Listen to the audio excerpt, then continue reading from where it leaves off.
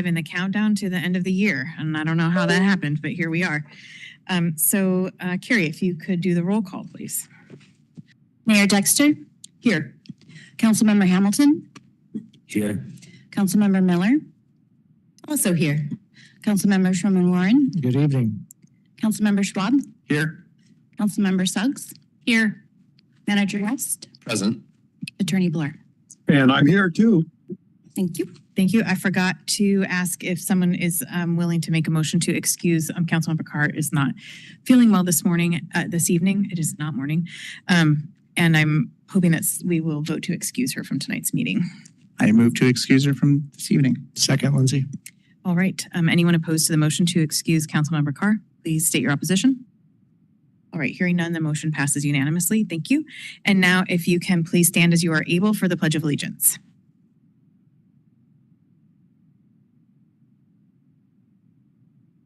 I pledge allegiance to the flag of the United States of America and to the republic for which it stands, one nation, under God, indivisible, with liberty and justice for all. All right, we have two proclamations this evening. We're going to start, I'm going to bring them both with me. We're going to start with our Arbor Day proclamation. So if I can have Courtney Bornsworth and Paul Forrest meet me up here, that would be great. The thing about receiving a proclamation is you have to come up and stand up here with me. So Courtney is our natural resource manager, and Paul Forrest is the brainchild behind our street tree program. And so they are both here to receive the proclamation this evening, and we're grateful to both of them for their work on behalf of our city and the trees that are in them. So I have tonight a proclamation in recognition of Arbor Day. Whereas in 1872, J. Sterling Morton proposed to the Nebraska Board of Agriculture that a special day be set aside for the planting of trees. And whereas the holiday called Arbor Day was first observed with the planting of more than 1 million trees in Nebraska. And whereas Arbor Day is now observed throughout the nation and the world. And whereas trees can reduce the erosion of our precious topsoil by wind and water, lower our heating and cooling costs, moderate the temperature, clean the air, produce oxygen, and provide habitat for wildlife. And whereas trees serve as city infrastructure, protecting and enhancing our 6 creek corridors, marine bluff, open spaces, and contributing to our community's quality of life. And whereas trees are a renewable resource, giving us paper, wood for our homes, fuel for our fires, and countless other wood products. And whereas trees in our city increase property values, enhance the economic vitality of business areas, and beautify our community. And whereas trees, wherever they are planted, are a source of joy and spiritual renewal. And whereas the city of Port Angeles is recognized as a Tree City USA, and an Arbor Day observance is an important responsibility of that designation. And whereas on October 25th, this is the really important part, the city will implement and advance the City Street Shade Tree Project to provide community members over 70 trees to plant in the city's right-of-way. Now, therefore, I, Kate Dexter, Mayor of Port Angeles, do hereby proclaim October 25th as Arbor Day and in the city of Port Angeles, and urge all citizens to celebrate Arbor Day and to support efforts to protect our trees and woodlands. And further, I urge all citizens to plant and care for trees to gladden the heart and promote the well-being of this and future generations. Right, we'll hand that to you. I'll shake your, I'm gonna shake your hand. And I'm gonna pass the mic over and give them both an opportunity to speak briefly. Thank you. Thank you, Mayor Dexter and City Council. On behalf of the Community and Economic Development Department and all community members, we are honored to assist with making this year's Arbor Day celebration a successful one. To honor the city's commitment to enhancing its urban and community forests, we will be distributing 80 trees to recipients of this year's City Shade Street Tree Program on Saturday, October 25th, to assist with increasing neighborhood tree canopy cover citywide. Trees provide numerous social, economic, communal, and environmental benefits. They filter the air we breathe, help cool the environment, intercept water and reduce stormwater runoff, bring natural elements and wildlife habitats into the urban surrounding, and can even lead to higher property values compared to those of non-landscaped homes. All these benefits and more increase the quality of life for residents in our community and are the reason why we are so excited to continue on the path of a more robust urban forest. With that, I would like to thank Mr. Forrest for his vision of a greener, more vibrant Port Angeles, and of course, City Council, once again, for your commitment to this program.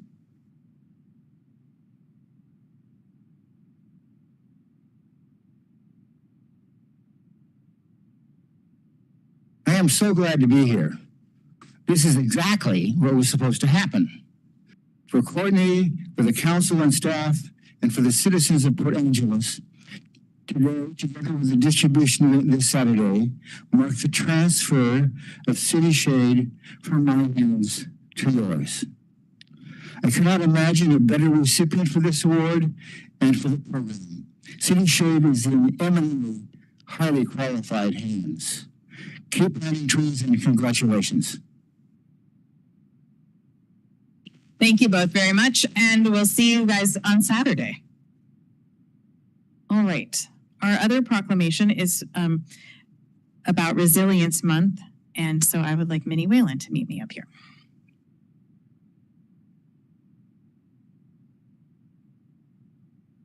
Minnie has been a regular in October for a number of years due to her commitment to resilience in Clallam County and for our community. So thank you for your efforts, and I will read this and then give you a chance to speak as well. A proclamation in recognition of October 2025 as Resilience Awareness Month.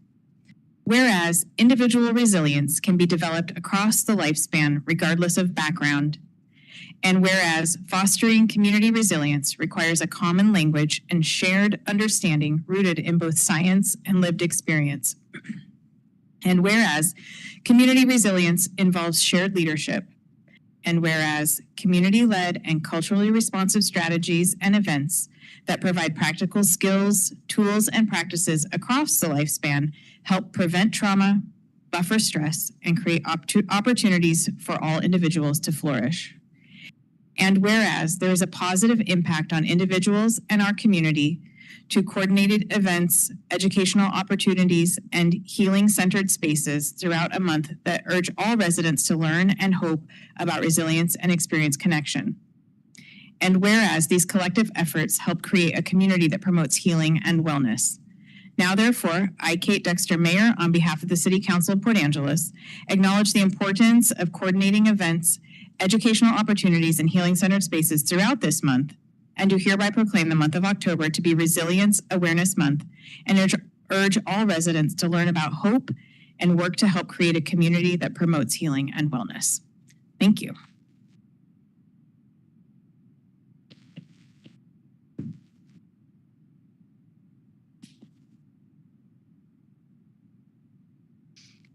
Thank you, Mayor Dexter, for having me today. Thank you, council members and city staff and the public as well.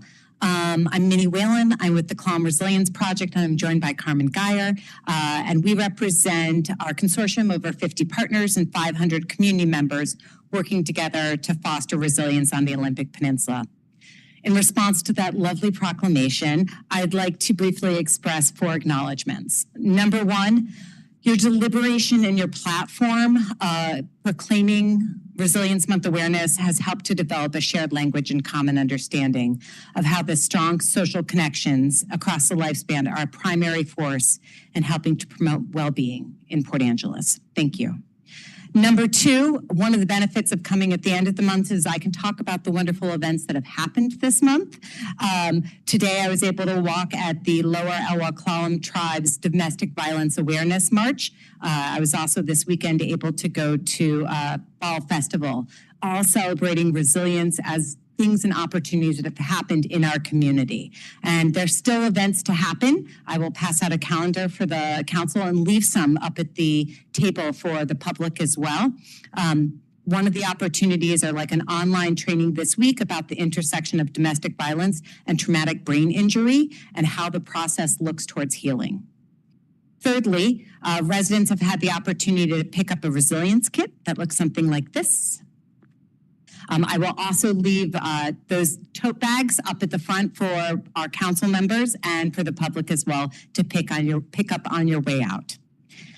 Fourth, This work is most effective when done in collaboration. We proudly acknowledge the shared commitment of the Lower Elwha Family Advocacy Program, OLICAP, Olympic Medical Center, Knowles, and the Port Angeles Senior and Community Center, all of whom have come together during Resilience Month to put the goals of this proclamation into practice. Consortium members report that through coordinated efforts, they are not just supporting each other, and they're increasing their overall impact. 95% of partners affirm that by working together, they're achieving more than one organization could do alone.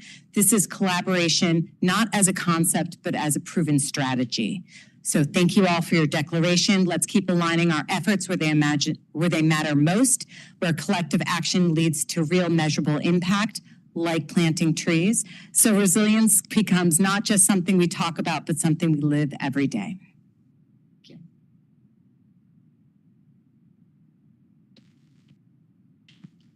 Thank you, Minnie. Good evening, Mayor and Council members. My name is Carmen Geyer, and I am the manager for the Port Angeles Senior and Community Center. I want to take a moment to express my strong support of the Clallam Resilience Project and to thank you for recognizing October as Resilience Month here in Clallam County. At the Senior Center, we've had the privilege of working closely with the Clallam Resilience Project over the last 2 years, and their impact on our community has been profound. During our Senior Health and Wellness Fair, Minnie and the Clallam Resilience Project provided seniors with tangible tools and resources to help them self-regulate and process emotions, making the concepts of trauma-informed care and resilience accessible and practical for older adults.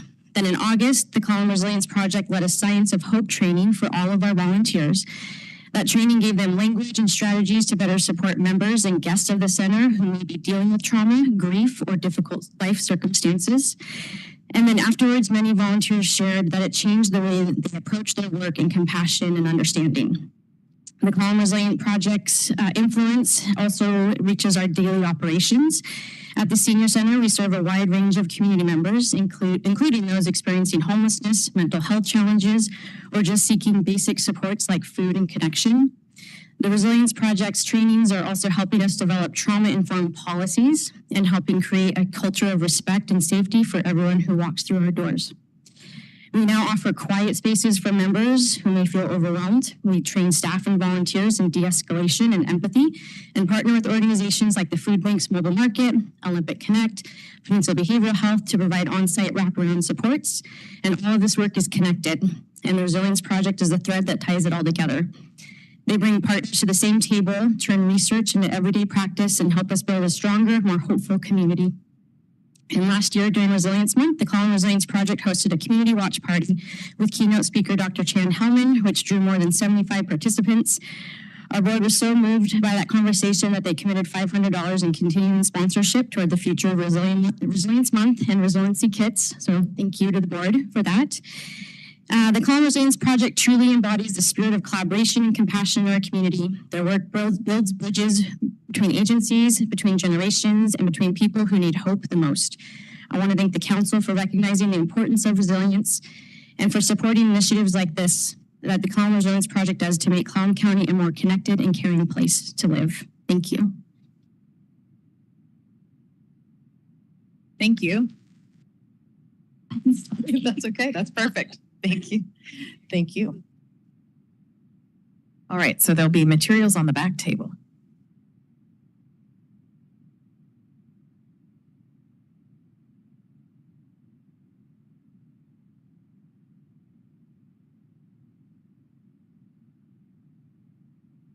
All right.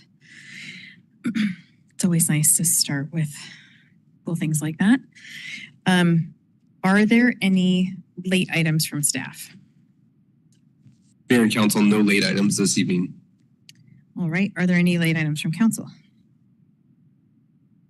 right, I don't hear any. So we will go on to public comment. Before we do that, I just want to note we do have a couple of things I want to note. I am going to move up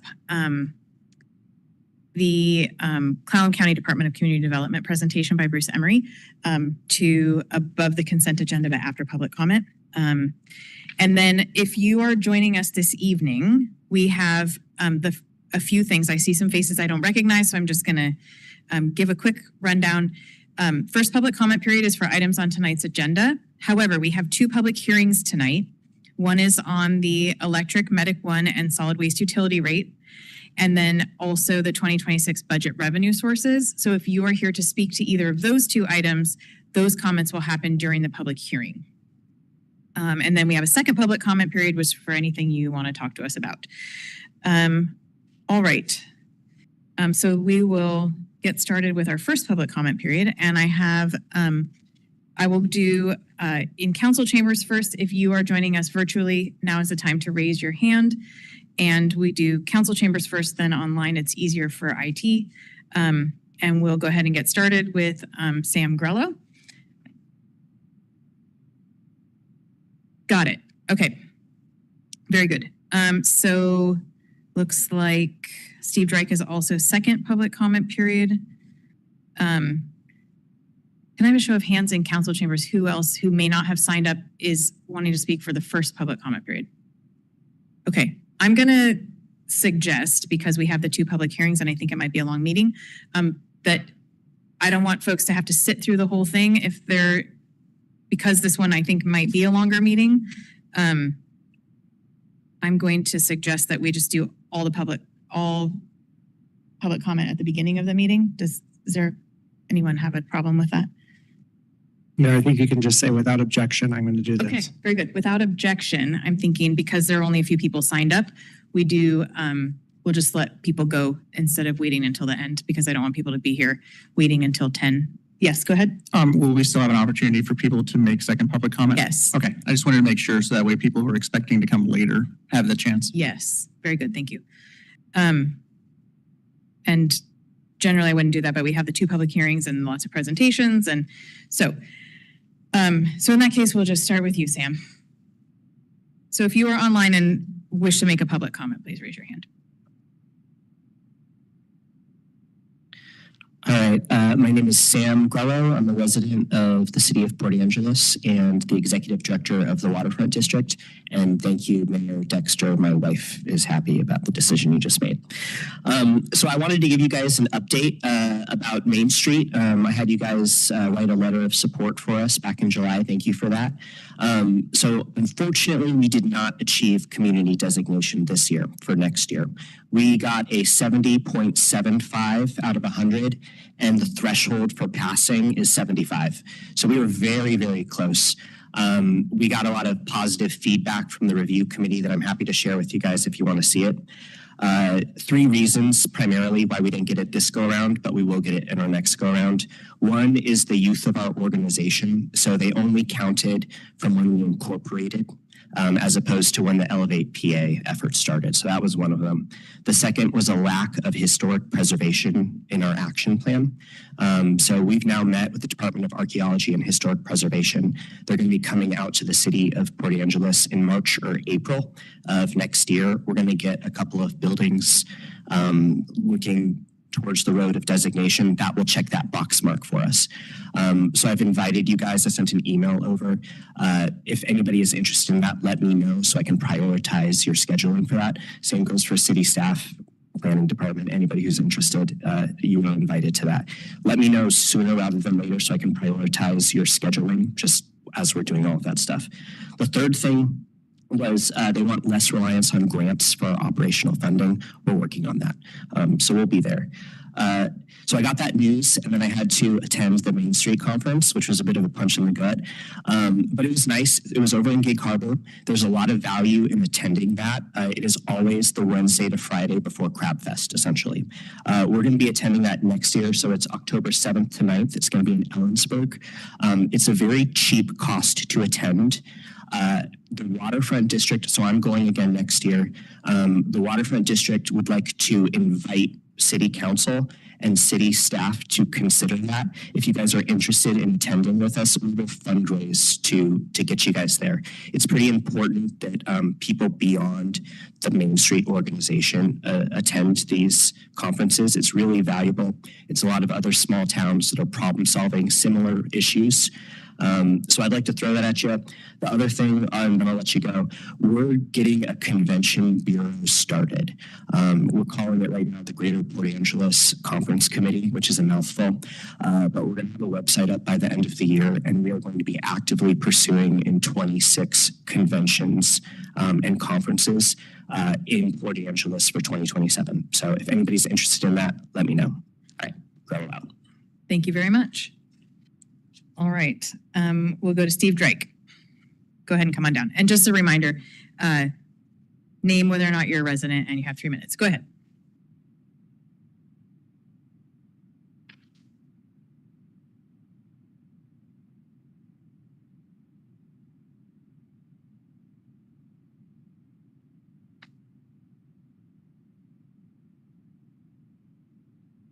Ready? Go ahead when you're ready. My name is Steve Drake. I am a city resident, former city employee, as many of you know, many years in what I'm going to talk about that's coming down. I just want to let the council know, citizens know, and everybody out there that we are finally getting some groundbreaking positions and things happening on the Restore the Four locomotive. Sunday at 2 o'clock, this Sunday, the 26th at 2 o'clock, they're having a big groundbreaking ceremony. They're going to have a miniature steam locomotive there and things going on, and a lot of things. Everybody can see that's what's been developed over the years and years of getting this off the ground and getting it going to where we can put a structure over this historical locomotive that we have here for the city. And I think the employees and, Corey's been involved in this forever. I have too. Many of you city council members, but I just wanted to get the invitation out there that it's going to be Sunday at 2 o'clock. Bring your kids and anybody that's into trains and locomotives and seeing what's going to happen with that locomotive up there, because that is something that the city of Port Angeles should take pride in and having, and our history of this area, that's for the county and the city, that it's important that we see that and see what's going on. You'll be able to see all the drawings and structures and things that's going to happen. What I wanted to say is go on the website, restorethefour.org. Write that down and look at it. There's a lot of valuable history information about the locomotive and the timber and what's involved with the number 4. But restorethefour.org, and we'll go from there. So, okay, thank you. Thank you very much. I'll make sure my son knows he's a big train fan. Completely enjoy it. Yeah. Pretty nice stuff. Great. Thank you so much. Steve Luxton.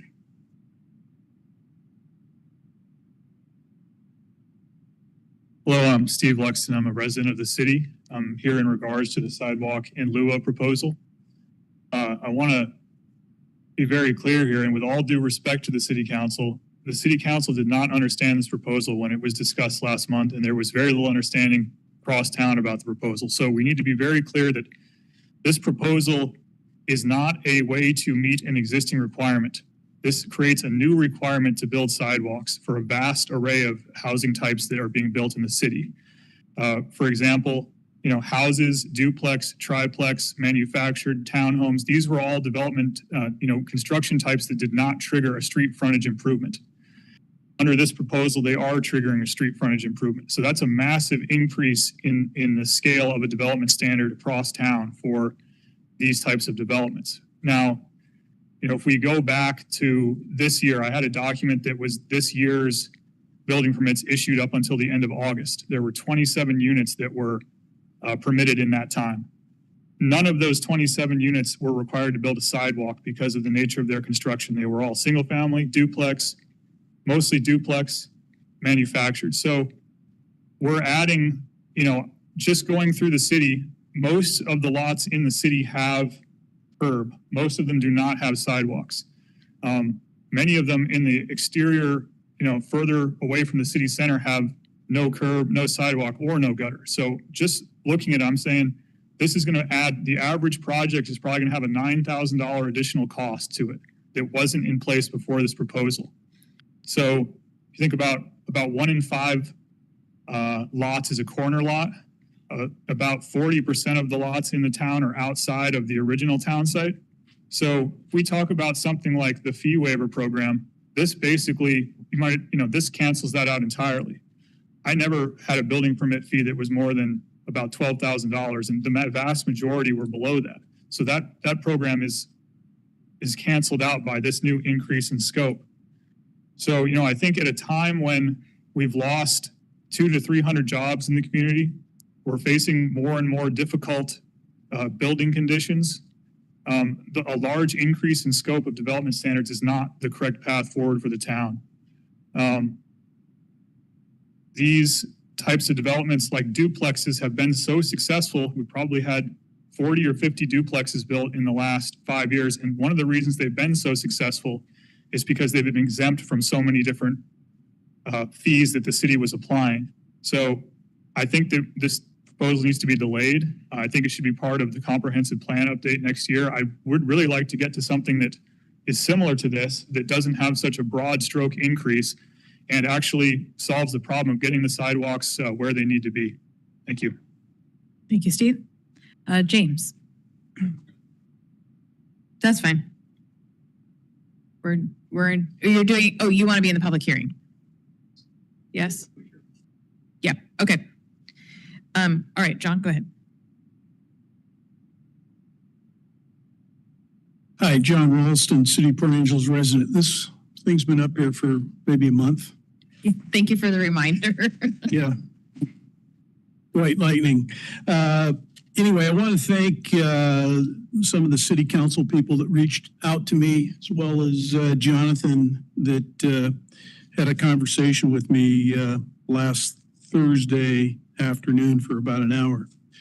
I certainly over many years have been asking for some type of fee in lieu program, but I didn't expect the fees to be anywhere near what they are proposed in this ordinance. I'll reiterate everything or second everything that Steve was talking about and what costs are truly going to be. Not knowing how the council is going to vote, I'm submitting a bunch of applications to give myself proactive optionality. Big word, just learned it. I have no idea if I'm going to be building, but it protects me against what could be coming about. I'd rather wait and see what, and delay it or postpone it indefinitely to see what's going to happen with the comprehensive plan and possible rezoning around the town. The fees that could be generated are a drop in the bucket. If I had 10 building permits in all 10 of my locations, single family dwellings, or maybe a duplex, I would be building sidewalks in front of my place and you would see more orphan sidewalks.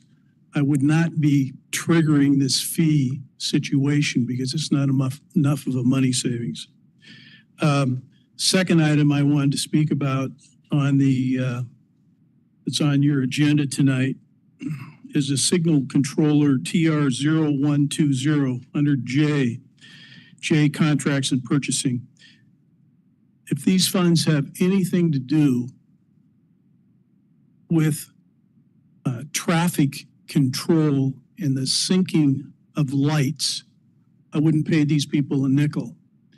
I don't know if anybody here has driven through Port Angeles, First and Front Street, and the stoplights not being synchronized, and the amount of pollution that is caused by vehicles having to stop and idle, and particularly large trucks that have to stop and idle and then get going again to make it up the hill, particularly going east from First and Lincoln. So don't pay this thing if it has anything to do with synchronization of lights. Thank you. Thank you, John. Anyone else for the first public comment period in council chambers? Okay, we'll go online. We have one hand raised. So Susie, when you are unmuted, I'm going to get my timer ready. When you are unmuted, we'll make sure we can hear you, and then I will start your timer. Hello. Hello, we can hear you. So you can go ahead when you are Susie ready. Blake, Port Angeles resident. Regarding the September 16th minutes, I've seen a pattern that's happened a few times that I feel compelled to speak up about, and that I know minutes are minutes and meant to be abbreviated, but frequently the gist of my comment is completely left out. I know that was a long night, but this is a pattern, so I'd like to reiterate some of my comments from that night that are absent from the minutes. My point in thinking about action on the zigzag and stairs, the Oak Street zigzag and the Laurel stairs, is that they should be included in any downtown pedestrian study, should be on a regular maintenance schedule, and that the ramp should definitely be repaired before PBH opens their new facility right there at the top where people with physical mobility issues may be living. And I also stated that there needs to be law enforcement regularly addressing the narcotics activity taking place underneath the zigzag ramp. It's going to be a very hazardous place if there's an overdose or a need for law enforcement or assistance with a mental health episode, which happen under there frequently. So I'd like that to not be left out. My whole point in thanking Brian Smith for his words on the enforcement issues that were being discussed in OpNet, which that was left out of my comment notes too, was that requesting that you guys not throw out the law enforcement baby with the federal action bathwater. I understand the concerns about federal action. There was also a very large DEA drug bust in our region that same week that those other events happened in Bear Gulch that hopefully had a big impact on slowing down the narcotics trafficking in our community, which is very prevalent, which I see every day walking through my neighborhood. It's common knowledge that the Safeway parking lot's a massive drug dealing zone and everyone sees it. So please stop denying that it exists. Regarding the resiliency proclamation, I really value the work of the two people that spoke, and I'm not trying to dismiss their efforts whatsoever. I thank them for their continued work for our community. The definition of resiliency is the capacity to recover quickly from difficulties, and I believe very strongly that our current county harm reduction practices are creating the opposite of that. Keeping people alive with Narcan is great, but we have a lot of people on our streets who are suffering from brain injury from repeated overdose. Regarding lived experience, I value that greatly as someone with a childhood ACE score of 9 out of 10. I know all about lived experiences, and I think a problem we have with a lot of the actions we're taking in the city and the county is that when looking at lived experiences, we're not centering the voices of those who have overcome their difficulties with addiction. We're centering the voices of people who are deep in the throes of that. And it's backwards and it's hurting our community and it's not helping those people recover. Resiliency is not born in victimhood or in wallowing in our difficulties, but it comes from understanding our own strengths and weaknesses and utilizing those towards growth. And that's something I'd like to see a lot more of. I believe we're not serving the addicted suffering on our streets and in homes in this community very well with what we're doing right now. And I'd like to see change there. Thanks for your time. Thank you very much. All right. Anyone else? Okay, then we will, turn my microphone off. And we will have the public hearings coming up shortly. It is after 6:30, but I would like to move up the presentation by Bruce Emery. So Bruce, if you would come up, that would be great. Thank you very much for being here. Did not ask who is introducing. Anyone else? No, we're good? Okay. Thank you for being here, and I look forward to your presentation. And council members, city staff, or should I say colleagues. I've been asked to come and speak with you today about UGA swaps, which is a colorful name for a technique that is allowed under the Growth Management Act, where areas from one urban growth area can be transferred to another urban growth area as long as land use that was already established in the former urban growth area is maintained in the new one. There's a set of criteria, specifically We're talking about RCW 3670A110 subsection 8, which gives us the ability to do UGA swaps outside of a comprehensive plan update year. And there's a specific set of criteria. I believe there's 9 criteria that we have to take a look at. What we're talking about here, in essence, and it came up or was promulgated, I guess, out of discussions I've had with Colleen McAleer at the EDC, who has repeatedly said over the past couple of years that the Economic Development Council receives phone calls almost on a weekly basis by companies inquiring whether we have adequate industrial land base of larger acreage served by urban services, and that they might be interested in locating here.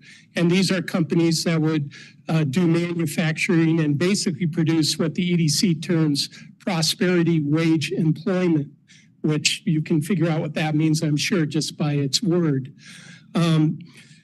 What we have in Clallam Bay, and I believe it was well intended when it was first conceived back in 1995, is 250 acres of industrial zone land that's affiliated with the Clallam Bay Prison. So the landowners underneath this 250 acres consists of one timber company, the Department of Corrections, and 3 parcels owned by the Department of Natural Resources. Now, they may or may not have been interested in entertaining a lease, but that in itself has represented a barrier. I believe it was promulgated to facilitate economic development within the timber industry. But in the past 30 years, we have not seen anything move there except inmates. But we do have land right next, situated nicely next to the urban growth area on the west side of Port Angeles. It does consist of a range of different acreages that holds the potential, and I only say potential because I think this is going to be a process that takes some time to figure out, but holds the potential to be able to accommodate the scale of economic development that some of these companies are interested in. So what we see here is an opportunity to give the North Olympic Peninsula an economic shot. I also see it as it also dovetails into our housing needs. Because as we all know, part of the problem with our housing needs isn't just availability, it's the price. Now the two are related, we know that. But if the local wage earner cannot compete for the average cost of a house, we're missing our mark. We need to be able to provide the kind of economic development that enables them to be able to afford it. So therein is kind of the rationale for why we even started discussing this. And we did start with some staff level discussions, and we've had some good discussions with members of the Port Angeles Community and Economic Development. I have to think about that, don't I? Otherwise, it just flows off the tongue, DCD. So let's talk briefly about what the criteria are under RCW 3670A110. And it essentially says that when you do your comprehensive plan update, you evaluate land use to see if you have capacity within your urban areas to accommodate future development. But it does say, but if you do determine that you do have enough capacity, however, you also determine that the patterns of development have created pressure for development in areas exceeding the amount of available developable lands within an urban growth area, then the county may revise the urban growth area or areas based on identified patterns of development and likely future development pressure if the following requirements are met. So what that's basically saying is if you have a pattern of development that preempts the kind of development that you need to target for the good of your community, you have capacity to consider this. And what we have in our currently in our industrial land base, for the most part, not entirely, but for the most part, is an array of 1s, 2s, 5s, and 10-acre parcels. Scattershot, basically, without cohesion, without larger tracts that a single company can come in, acquire, and develop. I'm not going to read all of these, but I do want to point out that criteria A, that the revised urban growth area would not result in a net increase in the total acreage or development capacity of the urban growth area or areas. That's your swap concept. You need to preserve the acreage. You can only do 1 for 1, but also it says or development capacity. So keeping the existing zoning preserved means you haven't expanded your capacity. You're sharing 1 for 1, which I think is important and intended by this.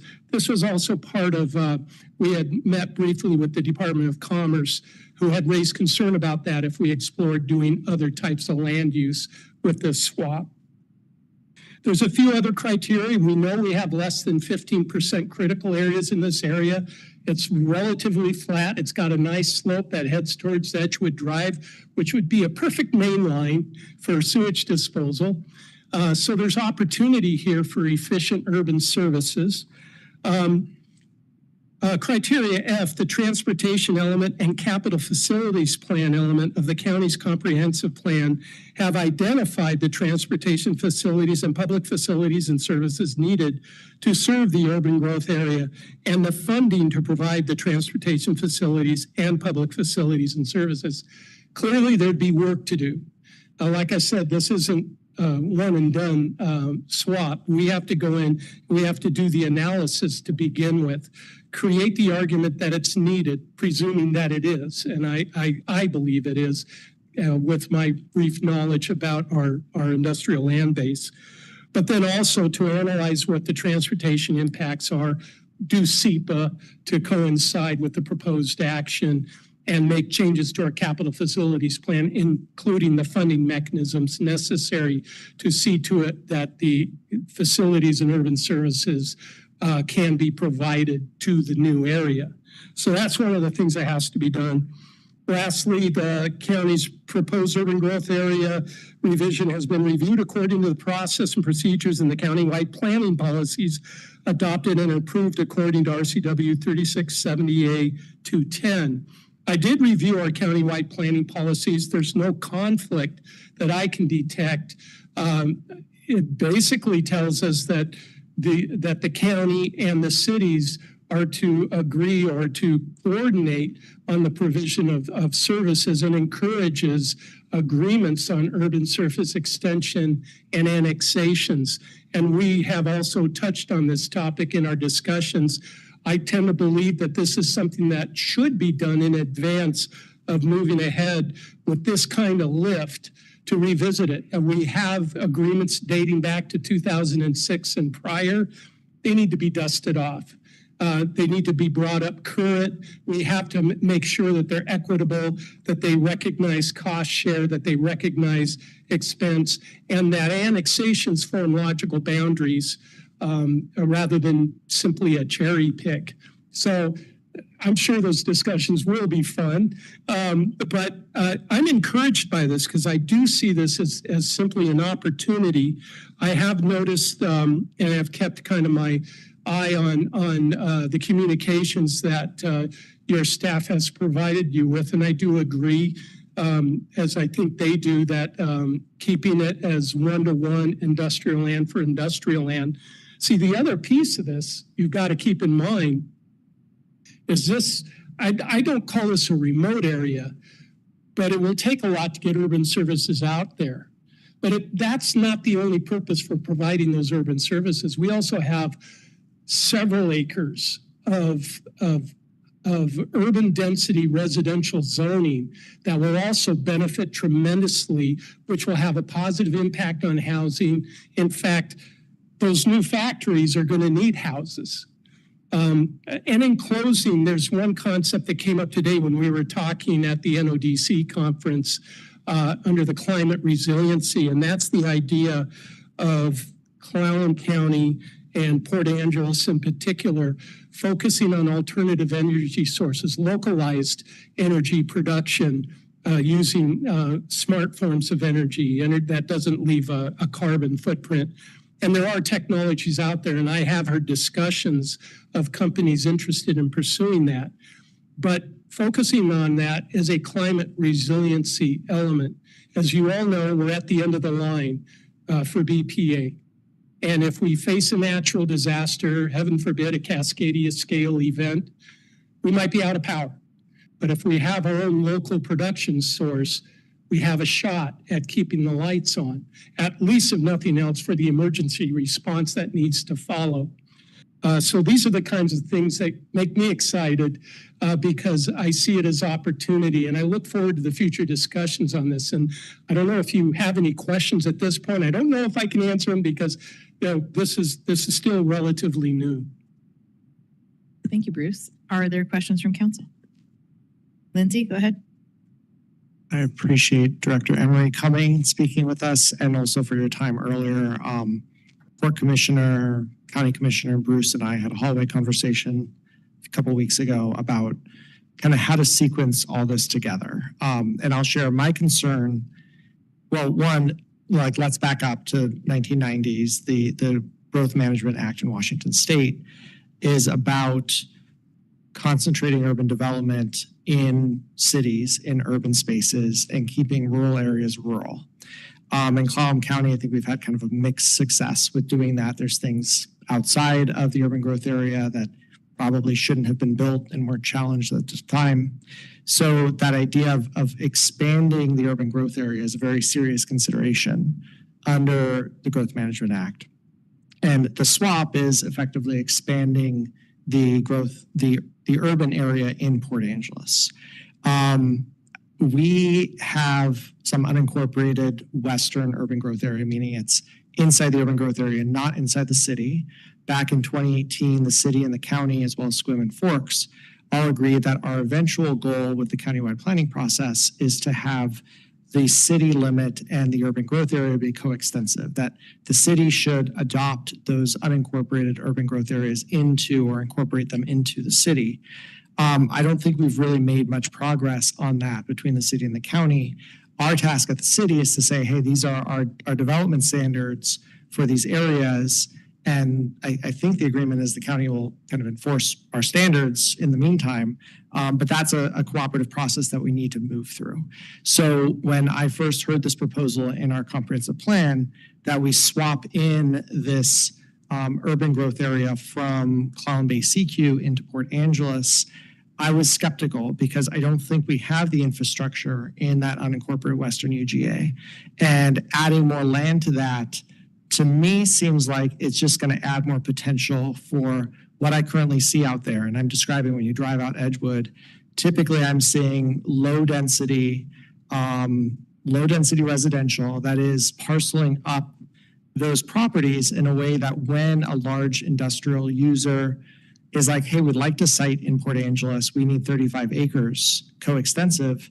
We're like, hey, sorry, we don't have 35 acres that meets your needs because we'll have checkerboarded it up in low density residential. So that's my fear, is that if we just add more to the Western UGA, we'll basically create more potential for that low density residential rather than preserving that for this need that we do have as a community, which is larger, 35 plus acre tracts for industrial manufacturing, that sort of stuff.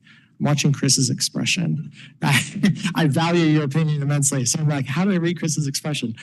And so my question isn't the overall goal that Director Emery expressed, is are we sequencing the steps in the right order to be able to pull this off, to bring this area into the Western UGA as industrial land and be able to preserve it as potential industrial land and not have it go into low density residential that then 6-10 years from now, we're all sitting together in this room, or maybe the county courthouse or some other room, saying, oh, how do we access more industrial land? We still have this call every week coming to the EDC. that, we just need that large parcel to be able to build. Because without, the land use swap is not the only piece of this. So I think the question I have for the county is, how are you going to make sure, since this is currently county land, not city land, that it doesn't go to what we're currently seeing on Edgewood? And, what's the right sequence for us to do the land use swap? Is 2025 the right year, or should we wait for, is it 6-year periodic updates for the comp plan? Like wait for the next 10 years, wait for the 10-year update. I mean, that seems like a long time, but in planning terms, in the history of that land base there, that's not that long. And do we need to set some other steps up ahead of this before we do that? We could also probably do this as part of a intermittent update. I forget exactly what the term is for that. I just don't want to say, oh yeah, let's do it. We have this goal. And then we start to see these development applications come into the county for, low density residential or residential tracts that aren't helping to create the land use pattern that's going to be sustainable in the long run for us to manage our utilities, for us to manage a city that is built like a city and a county that is rural and rural. So my skepticism doesn't come from the goal. It comes from, are we sequencing things in the right order to get there? Thanks. Do you want to respond to that? I'd love to. Okay, go ahead. Great point. Great point. I think the steps that are needed, number one is an analysis. Is it truly needed? I know that we do have the Port Angeles Industrial Zone Reserve has, I think it's 35 acres in 3 parcels that is sitting just north of the Eclipse Industrial Park on the north side of 101. Pardon me. That's one area that still has potential. I don't think that alone is going to meet our potential. But aside from that, I know that the tracks, there are a lot of tracks that are already in use, which is great.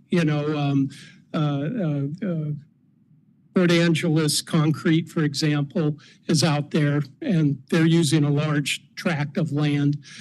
So you have similar type uses in that area within the existing industrial zone. As far as the areas that you're concerned about, if we do the swap according to how I think the act is written, we would be obligated to keep the zoning industrial. M for major industrial, because that's the county's kind of premier industrial zone, and residential use is not allowed in that zone. So that's one way of doing it.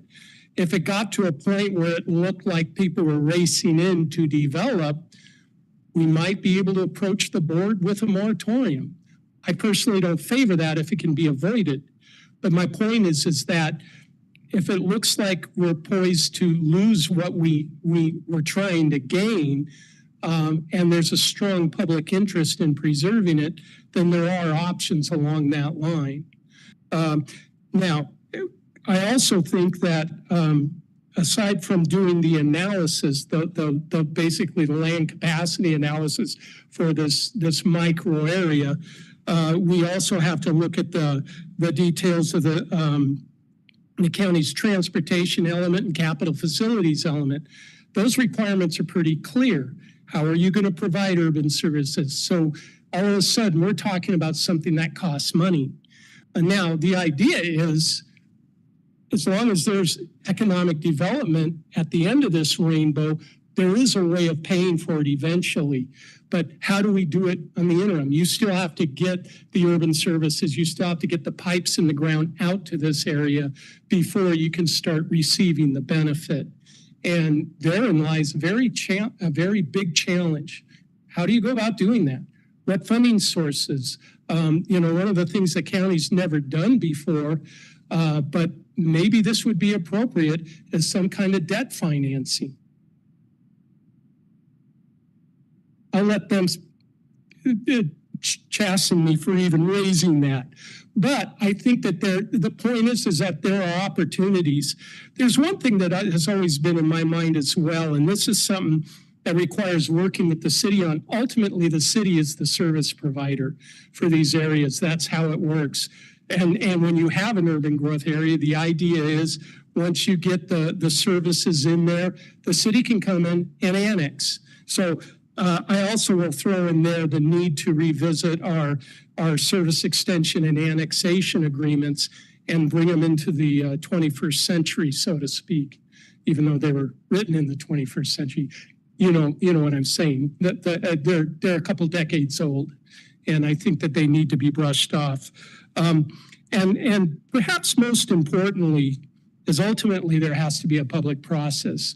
There are residents out in this area, and they're going to have to grapple with, wow, you're wanting to put an industrial development near my backyard. That's not going to be an easy sell. So I don't pretend that this is easy, but I do believe there are answers to the questions you raised. There are ways of approaching it where we can provide the assurance that the development that exists today is primarily the obstacle that we'll need to deal with when it comes to just, having a clean slate, so to speak. But we all have to come to agreement on what it's going to look like, what it's going to take to get urban services out there, and how both jurisdictions will share both in the cost and the benefit. All right.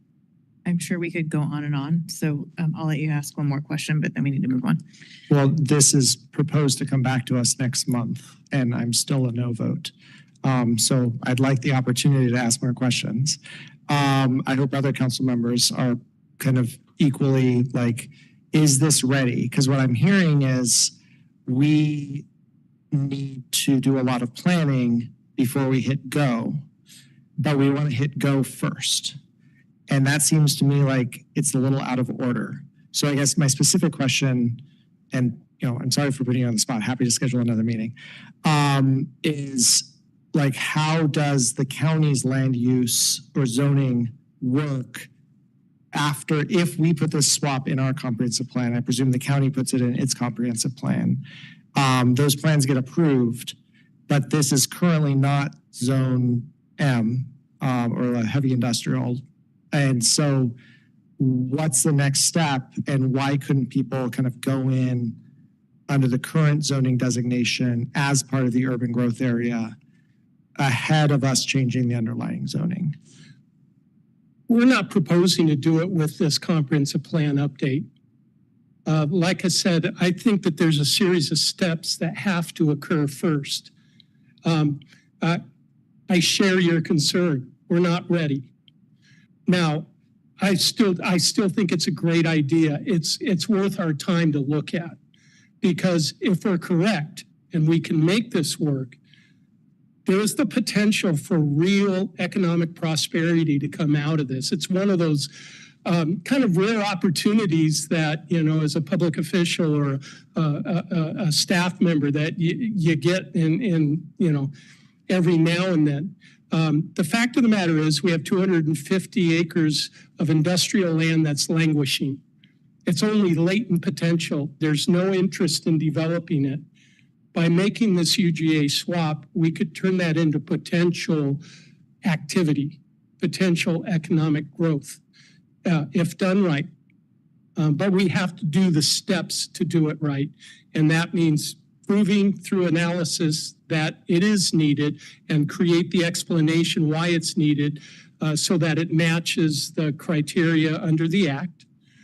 And then doing the work for the transportation element and the capital facilities element to prove that, yes, and we can make it work, here's how. And then having a public process and outreach with the community to decide exactly where these acres will be arranged to be able to take advantage of land vacancies and do it in a way that hopefully gets community buy-in.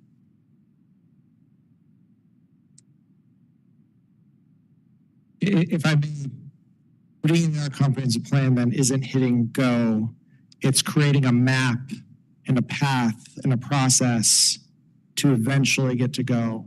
But just by saying we want to do it in the comp plan isn't actually doing it? Is that? Not necessarily. The way we're wording it is to explore the feasibility. And all that does is, hey, this might be a good idea as a policy. Let's look into it. So I would say, you don't go out and say this shall be done next year, because quite frankly, I can't tell you with a straight face and in all honesty if it can be done. Because for me, I have to be able to do the analysis and with a straight face tell my board of county commissioners, this is defensible, this is a good idea. We can prove that we need this, that there's an identified community need that'll be met, and it matches the criteria set forth in the act, which the legislators set up for us to be able to do this. But unless I can do that, I'll have a tough time convincing them. Let Calvin jump in really quickly. Thank you, Mayor. And yes, I agree with the council member. That is the goal here. Is as council members realize, the comp plan is a 20-year document, has lots of goals and policies in it, and this would really set the stage. And the concerns that council has shared are the same concerns that have been reflected in the document. I think if council members were to look at item L3 in your packet, you might recall that we've had a couple conversations on this issue, and specifically. Because of those conversations, a new policy is being suggested to be implemented in the comp plan, which would specifically say, work with the county to strengthen the countywide planning policies to ensure all planning documents are utilizing highest and best use of properties, and update interlocal agreements on a regular basis to ensure consistency, dusting off those 20-year documents, as you said. And then if in the future, the council, after doing the due diligence, and we'd be very happy, of course, to sequence our timing with the county's timing to make sure there is no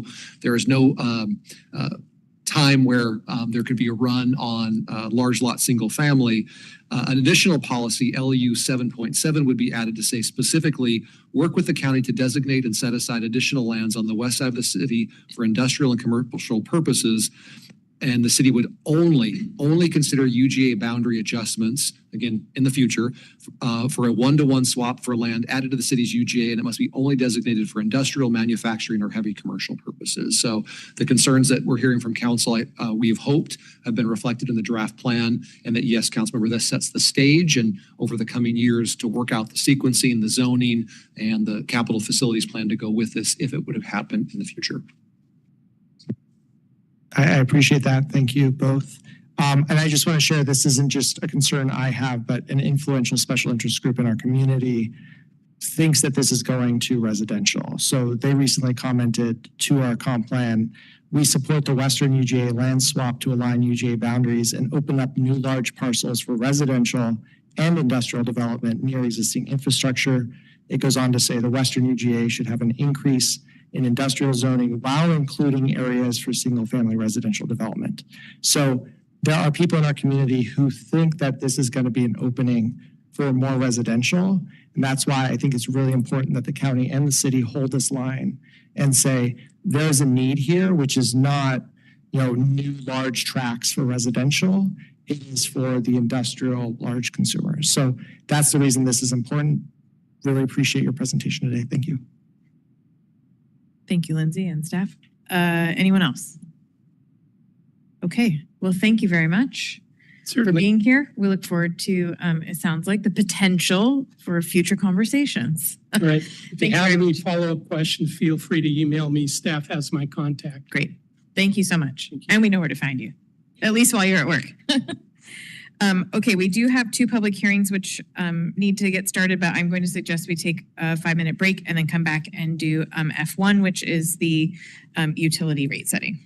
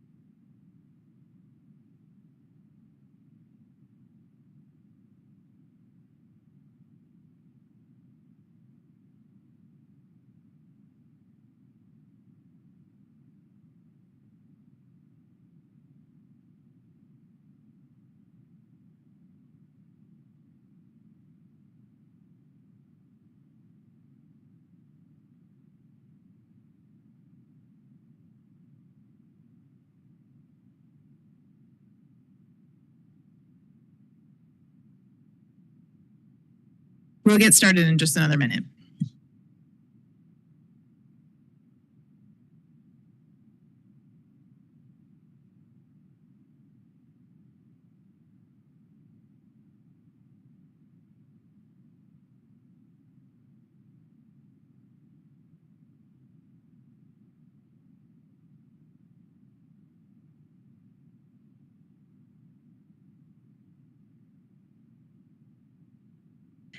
All right, we will resume our meeting. And we are going to pick up, there is a consent agenda, that is item E, but for time purposes, we need to go to the public hearings. So we will start with our public hearing on the 2026 electric, Medic 1, and solid waste utility rate setting. And I'm going to turn it over to Director Carrizosa. Thank you, and good evening, Madam Mayor and City Council. We do have a presentation prepared for the 2026 to 2027 electric and solid waste. This is both collections and transfer station rates. And then we do have a 3-year rate for our Medic 1 utility, so our 2026 to 2028 rate setting for those. So we'll go ahead and get that started.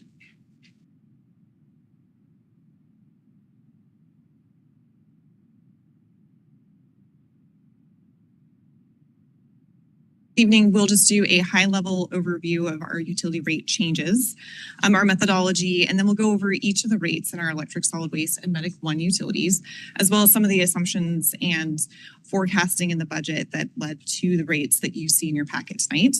And then we'll have some time for questions and our public hearing as well.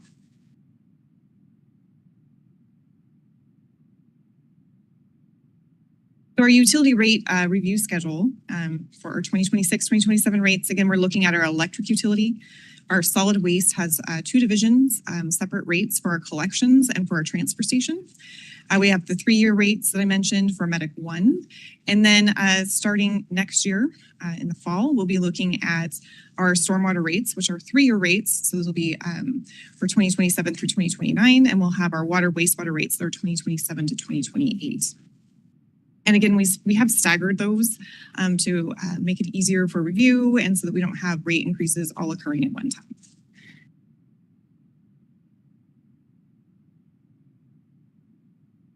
So we do have a number of COSA principles that are considered as we're building these rates each year.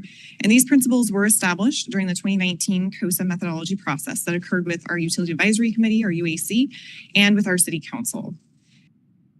And so if we're looking at those principles, they're separated into a few categories. The first is for financial. So those include that we meet the revenue requirements of each of the utilities, that we provide revenue stability to that utility by meeting those revenue requirements to offset the budgetary costs that are expected for the year, and that our COSA is easy to administer.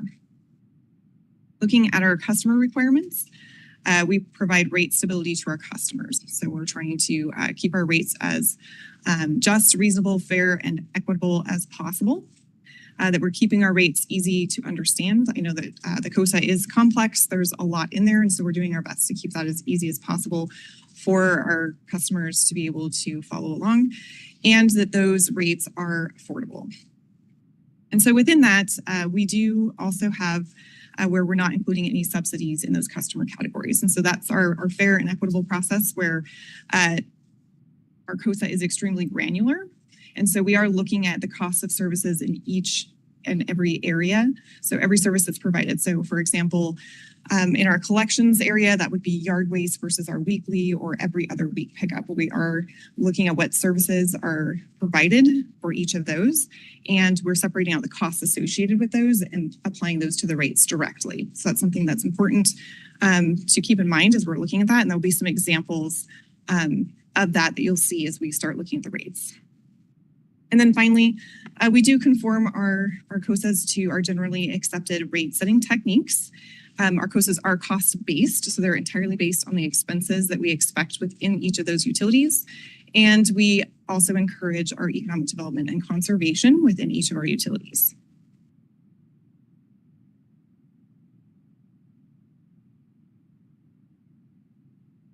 And so we have utilized those methodologies that I mentioned that were set by UAC and Council in 2019 in order to set the rate adjustments for each of our utilities that will be presented tonight. We have funded our capital assets within our capital facilities plan. So those have been included in our COSA. They've been taken directly from our CFP. And what we do, especially in our utility area, is we average that 7-year CFP so that we're not seeing significant increases in COSA years where there's a large project. So we're just averaging that. And that's one of our factors that we consider within our COSA. And then finally, in each of our utilities, we're considering our fund balances when we're setting those rates. So we're making sure that those are being preserved in accordance with our city financial policies. And so there is one exception here, and that's in our solid waste fund. We are still rebuilding that fund balance after the transition of services from Waste Connections that occurred and the spending that was associated with that transition. And so there will be a little bit more information about that fund balance for solid waste utility once we get into those particular rates.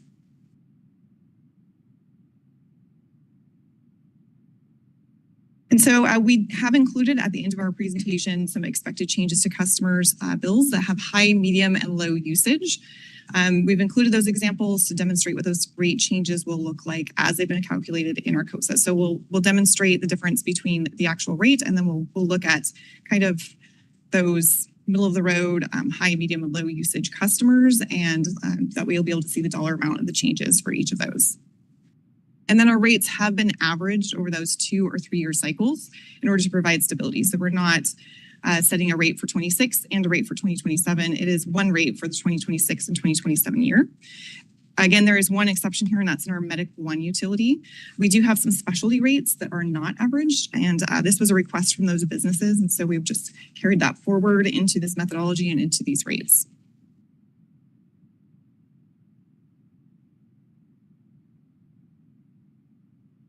And so as we're looking at each of our COSAs and the rates that have been proposed this evening, they are balanced to the 2026 planned budget. And we are seeing a number of significant increases that will be occurring in our 2026 budget, mainly from high inflation. We're seeing increases for personnel costs that resulted from collective bargaining, for equipment, and for capital needs. And so within our COSA, I think it's important to note that while we're seeing those increases, those are the areas that we're primarily seeing that because of high inflation, because of the economic conditions that we're in.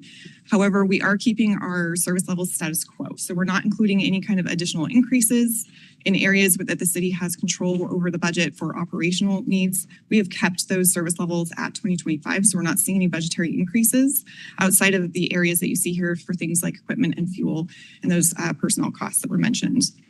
However, there are within each individual utility some unique needs where there were some increases for the city's budget. And so in particular, if we're looking at our electric utility, Bonneville Power Association charges have gone up pretty substantially, which we'll talk about in just a moment here. In our solid waste utility, transport costs have also significantly gone up as compared to the 2025 budget and the COSA from 2 years ago. And in our Medic 1 utility, the pharmaceuticals have seen significant increases. And so the city has been impacted by the inflationary increases that have occurred really nationwide. We are not immune to that, and so we're seeing that within our budget. And so really, we're balancing our affordability with maintaining our infrastructure and capacity so that we can meet the critical needs of our infrastructure, that we're not pushing that into future generations or out into future years, that we're addressing the issues as we see them within our budget.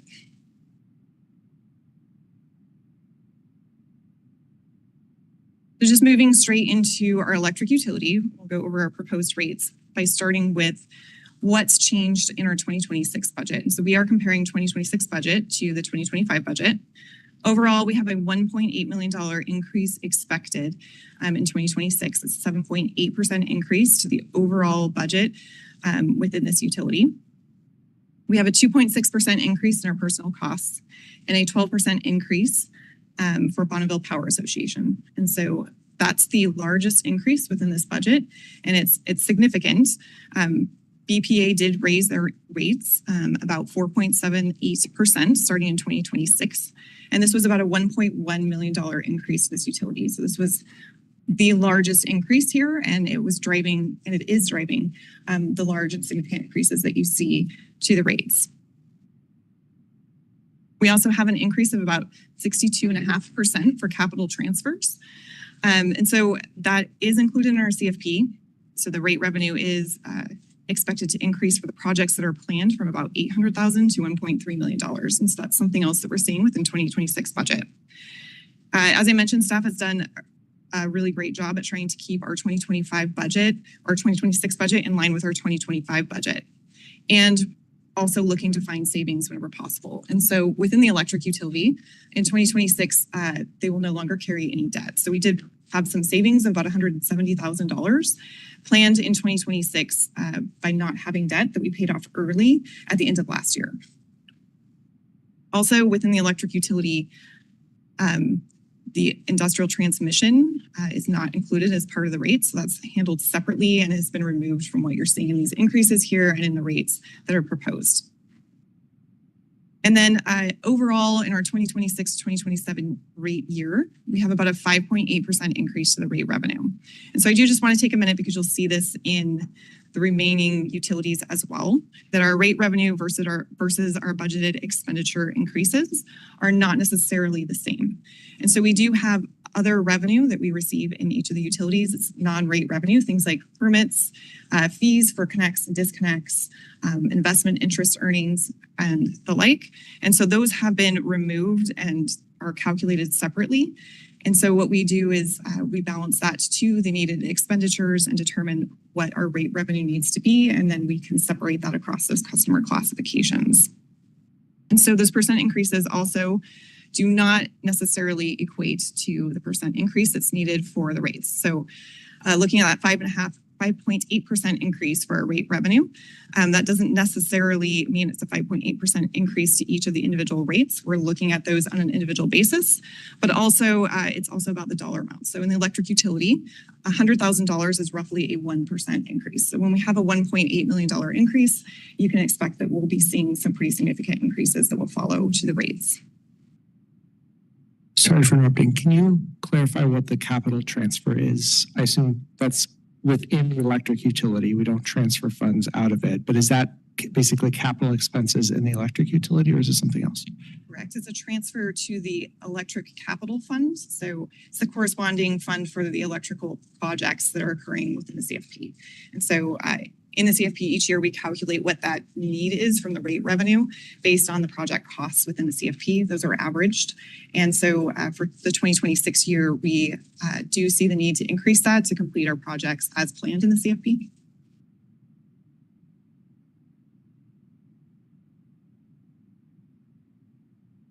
So also within the electric utility in 2019, in order to keep our rates as steady as possible, there was a phased approach that was taken.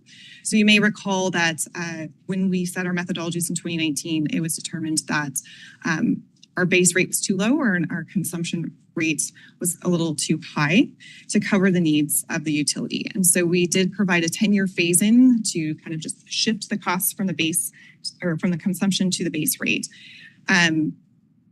And so the base rate does consist of customer and distribution costs, and they do not vary based on usage. So these are things that we would have to pay for within the utility, even if those services were not billed or sold. So BPA is one of those items that goes into the base rate. We are in a contract and we are required to pay that regardless of the use.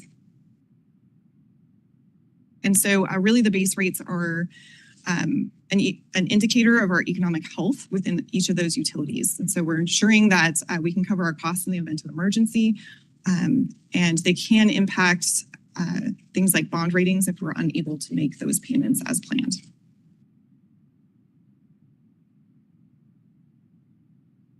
As I mentioned, the phase-in approach was spread across 10 years. So we are currently on years 7 and 8.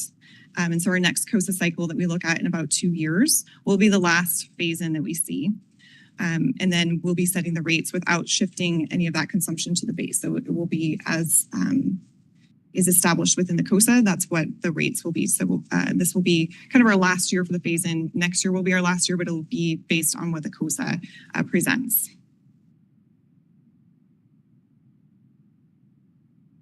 So looking at our residential rates,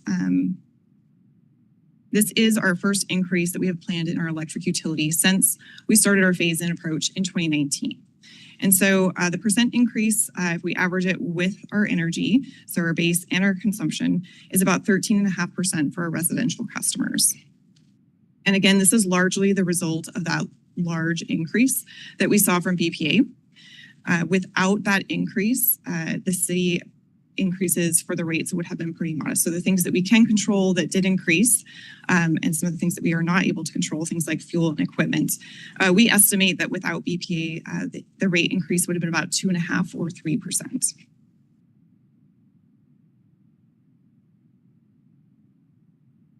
So as I did mention, the rates are specific to each customer category. And so the use and customer changes will impact the rate for these specific customers. So as we see customers shift, you may see a change in the rate. And as we see less customers in one area, you will also see that reflected in the percent increase. And so within our commercial and municipal rates, we have increases planned anywhere from about 9.8% to about 21.4%.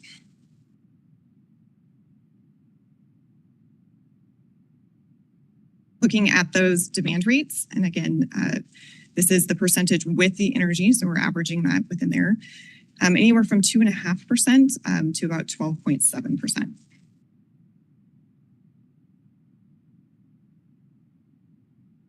And then finally, in our general service rates, and again, there's not many customers currently in this area. We do have rates of about 16.9% on that increase for our general service primary. And so we will go over those customer bills, but we've taken them in total for all of the rate changes for each of the utilities that are included here. So you can see that total. It will break it down by individual utility, but those will be at the end of the presentation. So we'll move right into our solid waste utility proposed rates. And again, we'll start with our budget changes for this utility. And so we have about a $1.6 million overall increase expected to the budget. That's about 10% as compared to 2025. So there have been a number of changes within the solid waste utility if we're comparing the budget years, starting with our personnel costs, which have increased about 9.8%. Most notably in this utility, we have about a 17.7% increase to our transport costs. So if we're comparing our COSA years, so our current COSA and the current rates that are in effect to the 2026 proposed budget, our transport costs have increased almost $800,000 in those 2 years. And so that's important as we're considering the rate increases because those are not costs that we have a lot of control over. And they are heavily impacted by things like fuel. And so you'll see that within our rates as we move forward. Can I ask about the transportation costs? So, we recently said, thank you, big Waste Management Corporation, for your service. We'll say goodbye and we'll run this ourselves. I'm curious what our transportation costs are now. Like, are we contracting that out from the landfill/transfer station? And then where are we sending it to, and kind of what's driving that cost increase besides potentially just the contractor saying it's going to cost more next year? Sure. There's some combining factors with that. So we do contract with a company to transport the waste to a facility in the Seattle area. Some of that cost increase is the fuel.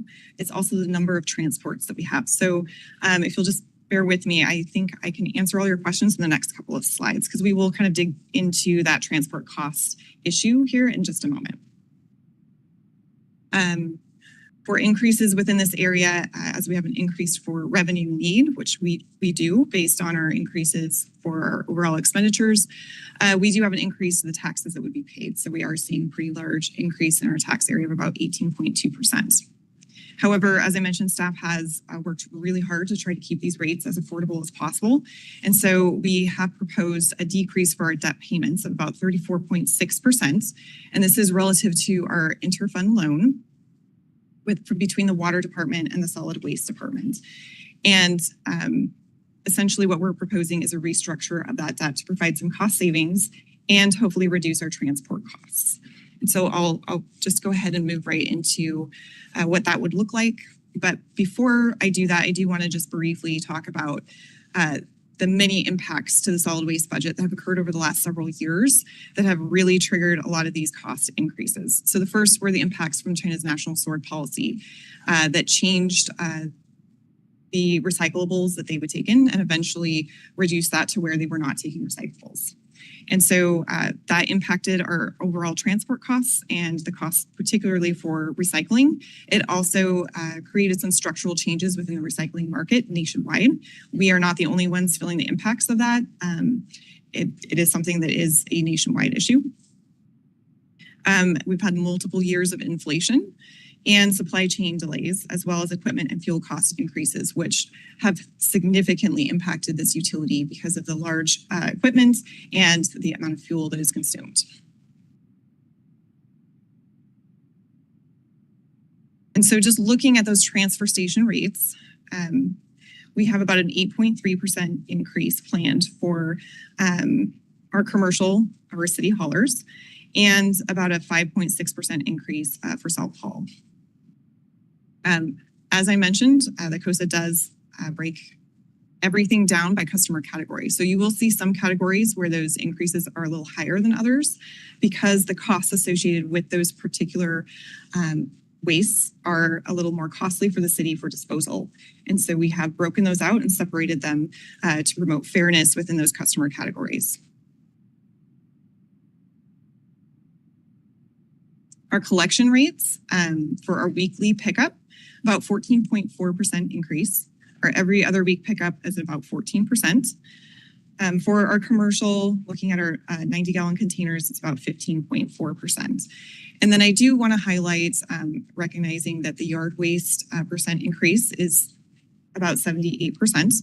That goes back to the COSA factors for no subsidies. So we have not included any kind of subsidy for yard waste. The costs for disposing yard waste have gone up significantly, and we're applying them directly to that customer category. If this was something that council wanted to consider for changes, just recognize that the funding still has to go somewhere. And so other rates would essentially subsidize any changes to the yard waste increases. So one of the things we did want to provide, because we did transition services, was kind of that comparison between Clallam County pickup and City of Port Angeles. And so we have our current rate and our proposed rate. And looking at our proposed rates, we've included for Clallam County the recyclables because the City of Port Angeles includes garbage pickup and recyclable pickup as one rate. And in the county, those are actually two separate rates.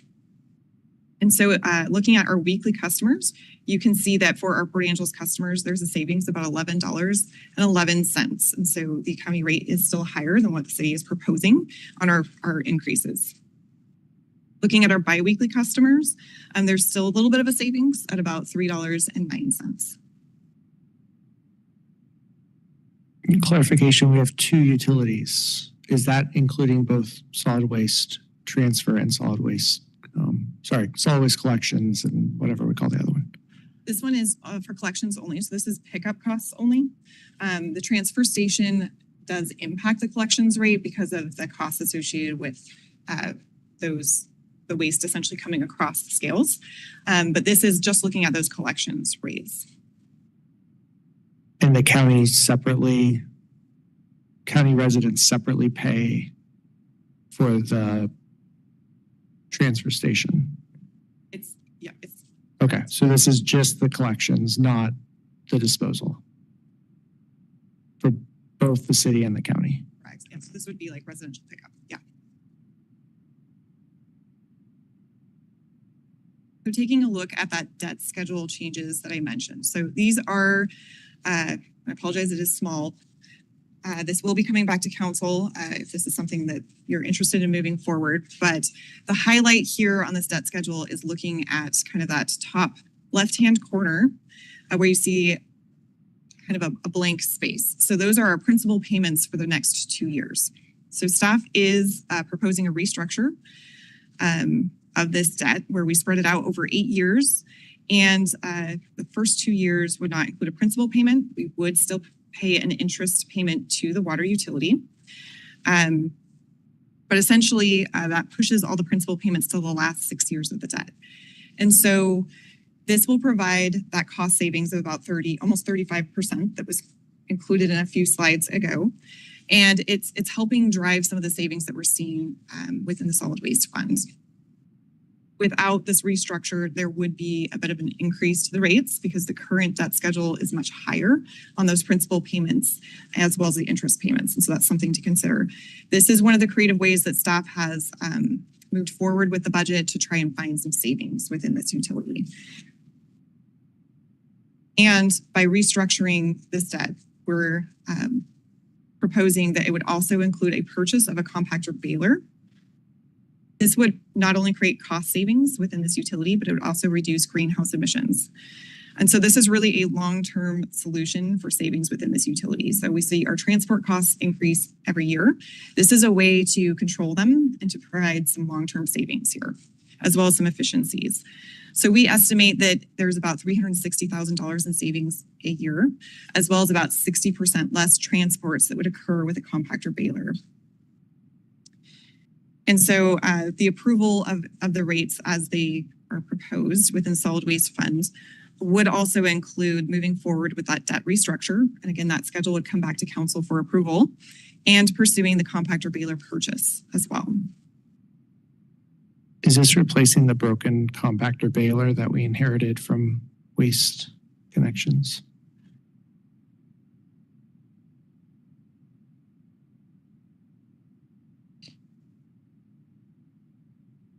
I'm not sure what, I wasn't here for the, it is to provide a new one for the cards for card. I believe they're two completely separate things. So I think one of them is a compactor to reduce the trash. This particular compactor compacts it for transportation to put it in a nice bundle that is more efficient so that you're seeing more or you're seeing fewer truckloads overall because it's compacting everything together. Similar to perhaps a cardboard baler that you see when you see cardboard truck down the road.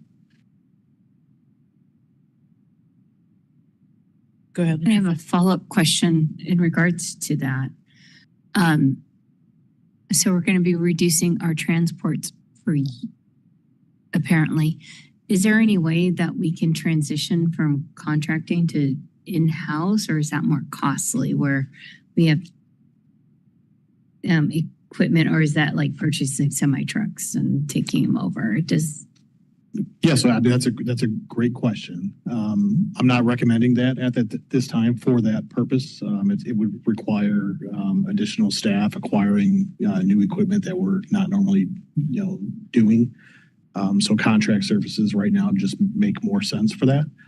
And just to put this into perspective for you, so we do have an end user available in Port Townsend for baled cardboard. They do not accept it loose. And currently we're hauling ours because we cannot bale it. It goes all the way to Seattle. And when you imagine filling up a trailer without having the ability to essentially, compact it, we're hauling probably by weight a third of what we could carry weight, but the volume's not there because the whole box is full. So that's largely where these savings are going to come from. We're going to have a closer end user, and we're going to have 3 times the current weight going into that trailer, transporting to Port Townsend. And we're looking at these. I mean, this utility has been very financially strapped, and we do have, some efficiencies that I am pursuing, but you have to have money to ultimately, put those efficiencies in place. This is one that in my opinion, we have to do. The savings are so large here. I don't have many that bring back this kind of return on investment. This is huge, and this would significantly help stabilize the utility. I have others that I'm pursuing, but I'll need those at another time. Yard waste is one. We don't compost anymore. And there's things that I'd like to look at, in due time as I have the ability and the resources to do so.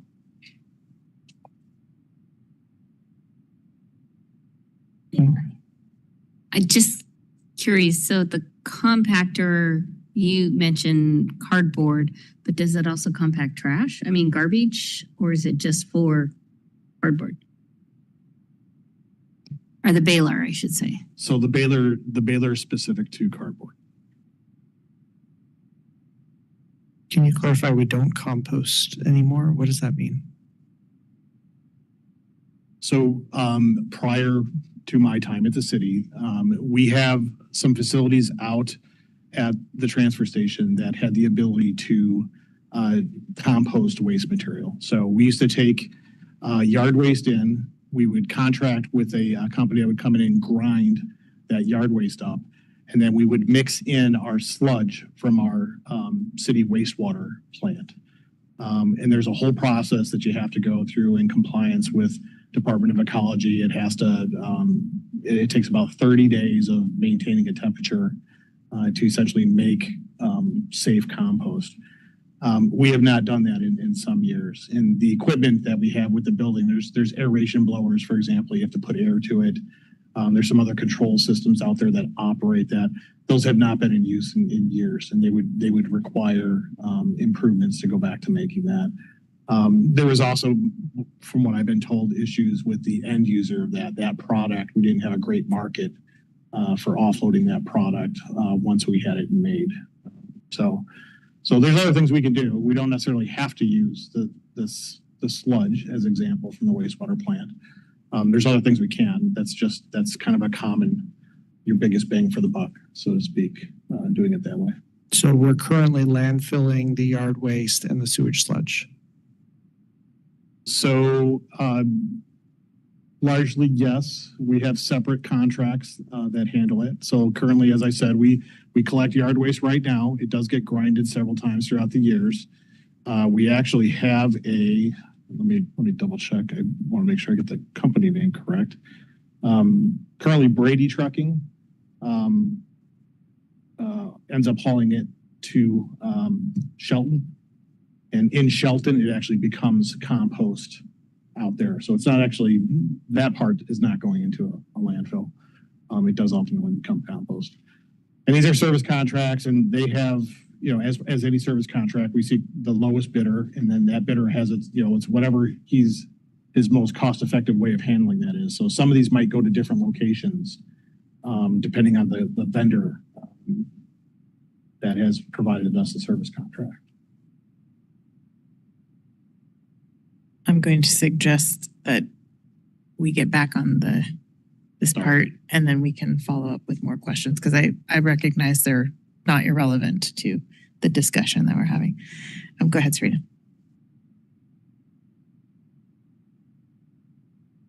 So moving into our Medic One utility for our proposed rates, and again, starting with our 2026 budget changes, we have about a $370,000 overall increase expected. That's about 9.4%. So we have a 7.5% increase to our personnel costs in this utility, an increase of 105.8% for pharmaceuticals. So this is one of those areas I mentioned that has significantly gone up. Within this utility, it was a little over $100,000 to the utility. So looking at that $370,000 increase, a quarter of that was for pharmaceuticals, a little over a quarter. We have a 22% increase for our dispatch services and a 277.8% increase for equipment. So lots of large trucks, lots of large equipment needs, and those have significantly gone up in the last 3 years since we last performed our COSA. So looking at our Medic One rates, for residential, we have an 18.5% increase planned. And so these are yearly rates. So for residential, that's $27.44 for the entire year. And then I do want to highlight that there are some areas where you're seeing some decreases. So prior to this COSA cycle, in our last COSA cycle years, so 3 years ago, we determined that the call volume information was, it had quite a few anomalies because of the pandemic. So we were seeing things that we don't typically see within our call volumes. And we, just to keep things consistent and fair, we left the call volumes as they were from the previous COSA cycles. So this is the first time that we have updated those. And where you're seeing some of those decreases are because the call volumes have gone down in those areas. And so it's directly reflected here. I do also want to note that for our 24-hour nursing area, that large increase that you see for the 286.4%, that's because we added a customer to this category. And so you're seeing a large increase as they come on board and are paying into that Medic One utility. And just some COSA factors that have been considered within Medic One. So to keep those rates as low as possible, We are proposing a use of $80,000 for each year within our COSA cycle. So for each of the 3 years, we're proposing using $80,000 of excess reserves for rate stabilization. And again, as I mentioned, the call volumes have been updated. That's also within our RCW that the COSA must be set by call volumes, and those rates must include that. Our RCW also includes exemptions that must stay in place for facilities that have Medicaid patients. And so those exemptions are in place for a number of those facilities. That's one of the things that you see within those categories. Finally, when you're looking at the Medic One utility, I think it's really important to note that this is one of the few areas that the general fund subsidizes. And so within this utility, the general fund provides a $265,500 transfer every year in support of operations. Also, in 2026, we estimate that the personnel charges should be split between the Medic One utility and the general fund at 74% in Medic One and 26% in the general fund. Currently, the budget is proposed with a 70-30% charge. And so the offset of that additional 4% that should be in the Medic One utility is being charged to the general fund. So that exists as another subsidy within this area. And then finally, all utilities have charges for services. So this is, we call them allocated charges within the general fund for departments like the legal department, HR, and finance. Within Medic One, these charges have been withheld. So we are not charging for those services that are provided from the general fund departments to the Medic One utility, and that exists as the third subsidy within this area. So in total, that's about a $400,000 subsidy that goes into the Medic One utility in order to keep the rates as affordable as possible.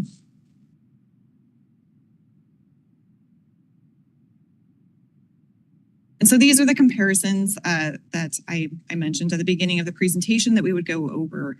So if we're looking at, this is our residential rate comparison, starting with our high consumption. So our consumption at roughly 600. You can see that our monthly cost increase, and this does include yard waste, would be about $38.74. That's a yearly cost increase of about $464.88. And then because yard waste is an optional service, without yard waste, that monthly increase would be about $30.82 or about $369.84 a year. For our medium consumption usage customers, again, residential rates, we're looking at about $32.08 per month or $384.96 a year. Without yard waste, that's about $24.16 a month or $289.92 a year.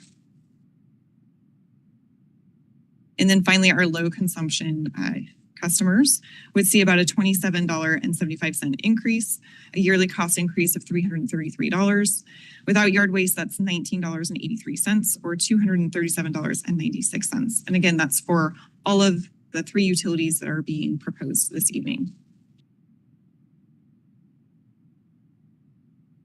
And so in every other year, the city does update our affordability index as we compare each of our utilities to 15 comparable cities that are comparable both in size, but also in their permit requirements and in their utilities, as well as regulations. We last did this in 2024. However, we did want to demonstrate what the changes to these rates would look like for each of these utilities. And keeping in mind that we did not update the rates for any of the other cities, it is pretty time consuming. So these are 2024 rates that are included for all of our comparables, and those are included in brown on the screen here. In dark blue, those are the current Port Angeles rates. So starting with solid waste, you can see that Port Angeles is kind of in the lower end of our solid waste rates currently. As they're proposed, that kind of puts us in the medium to high side of those utility rates. And again, these are 2024 numbers for all of our comparables. Looking at our yard waste costs, we go from kind of the lower ends of that affordability index to slightly above the highest.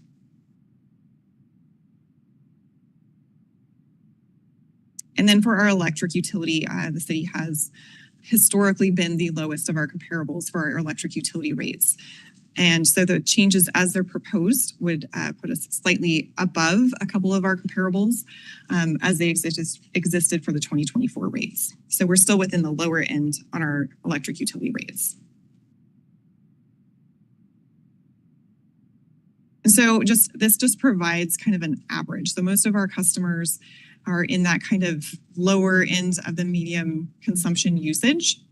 And so what we've done is we've looked at that average. That's about $32.86 each month, or yearly costs of $394.32. And then without yard waste, that $24.94 each month, or about $300 a year.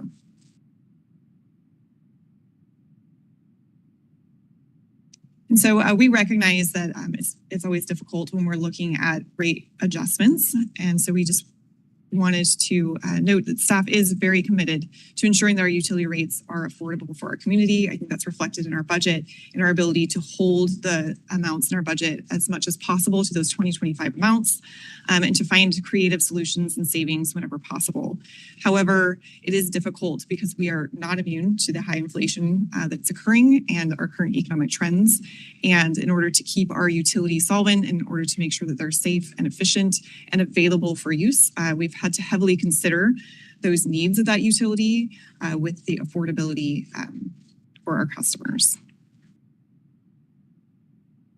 And then finally, we just wanted to end by just reiterating and ensuring that a communication would occur if any rate adjustments were to move forward. We would provide these through press releases online on the city's website, through news flashes, and on social media. And we would also mail these as billing inserts and notices within the utility bills, just to ensure that our customers are aware that those changes would be occurring and what they are, as well as some information about our COSA process and our budgetary information for what is reflected within those rates. The city also does offer affordable options for customers, including our low income discount program. We offer budget billing and payment plans for any customers that are in need.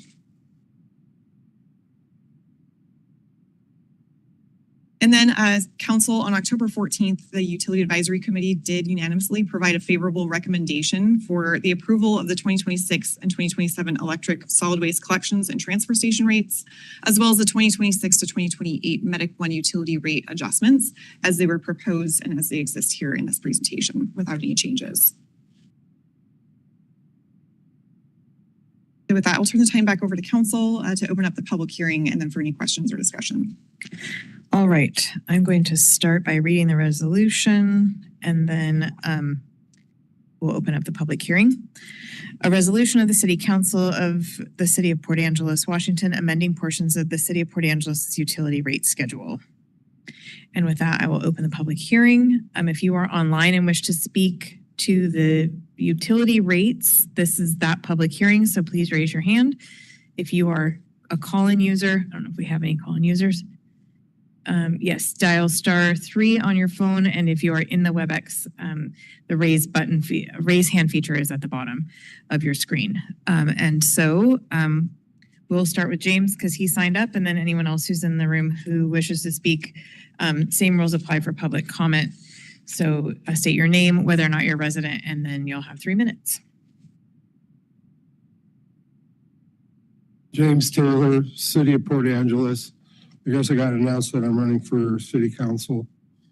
So I looked through these numbers, and the thing that got me was that BPA's rate went up like 6%, 6.2, I'm not sure the exact number. Yet our rate for electricity went up 14%. And so I'm trying to reconcile why, you know, BPA goes up a bit and our labor costs go up a bit. But even if you sum those two values rather than average them into the number, 14.5%? And then maybe it's 13.5%. And then the cost of just connection is 22%.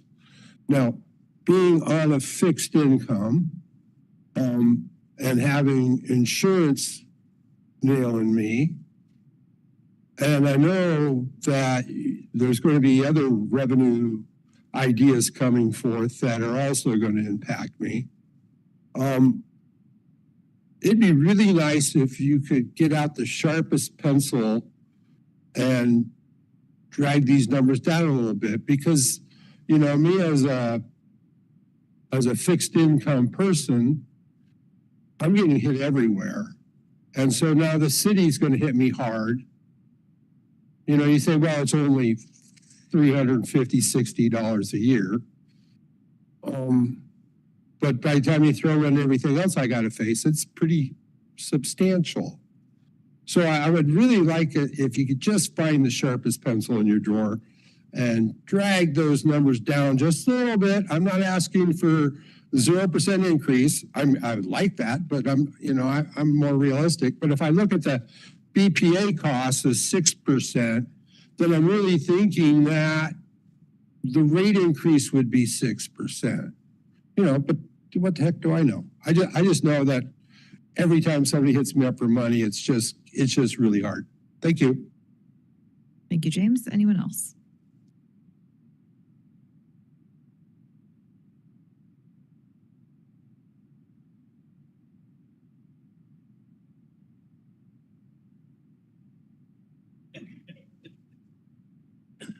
What's the routine? Hi, John Ralston, City of Port Angeles resident. I just want to make it clear to the council, to staff, and those that are here tonight that it's great when you get a unanimous vote from the UAC. Let's remember there are 4 people voting and 3 of them are city council people. And that's what typically happens at the UAC. So I know it is validation. I personally don't put it as real strong validation. I have no problem with the rate increases that are going to come about, but I've got some concerns where that is used in your reports. It's going to be in the newspaper maybe, or it was, and it's not real strong for me. Thank you. Thank you. And I will just point out this particular meeting where we voted on this, we had 4 members of the committee that were not council members. So though, John, your point stands as how the makeup is generally, but it is 3 council members. Anyone else in council chambers? Okay, we do have one online. So Susie, I'm going to get my timer up again. And when you are unmuted, you may go ahead. Hello. Yes, we can hear you. So go ahead. I'll start your timer. Yes, Susie Blake, Port Angeles resident. Just a quick question. I'm not sure if they can address it in this format or perhaps later. But on the subsidized discounts, one of the options on the application for proof of income is 3 months of pay stubs. I'm not clear, just looking at that as someone who doesn't use the program, if that's 3 months of pay stubs and one of the other groups, or if just 3 months of pay stubs is sufficient. So my question related to that is, how often is eligibility for the very generous discount program we have reviewed? And if 3 months of pay stubs is a qualifying proof of income, that's concerning to me because we have a large proportion of seasonal workers for the Park Service, for Airmark, for other things who live in the city, that people could potentially using their 3 furlough layoff months, or even like a lot of lower level paraeducators are just seasonal and laid off technically. So that's just a question about the validity and proof of the low income to qualify for that discount that the full rate payers are subsidizing. Thank you. Thank you. All right. Now, am I going to close the public hearing first, and then we'll go to council questions? Anyone else? All right. I will close the public hearing. I don't need the gavel. And we'll open it up to council questions. And Councilmember Miller, I will call on you. Thank you. This is going to be difficult to support because to me, it feels like, I work with too many people who have been on fixed income and had a rate increase somewhere and then is now somebody I work with on the street. I do want to say that I acknowledge that this was not the first go round and that you guys had to make a lot of hard decisions. And I appreciate the different phases and use groups. And I guess I just want to say, you know, because we know that I think it's like 60% of our residents are, you know, making below the average income, that I wonder if we can talk more about some actually reduction in service. Can we pause recycling and other cost suckers? Or postpone the large non-essential equipment purchases. And I know we don't want to talk about it, but also, you know, I think we should we also talk about some other ways of reducing our costs so that we don't need to ask our residents to pay these increases, even if maybe we have to talk about furloughing or things like that. So this is difficult. And I guess I didn't have a question necessarily there, but maybe somebody wants to talk about the process and what was weighed and how we got here, because I do know it was difficult.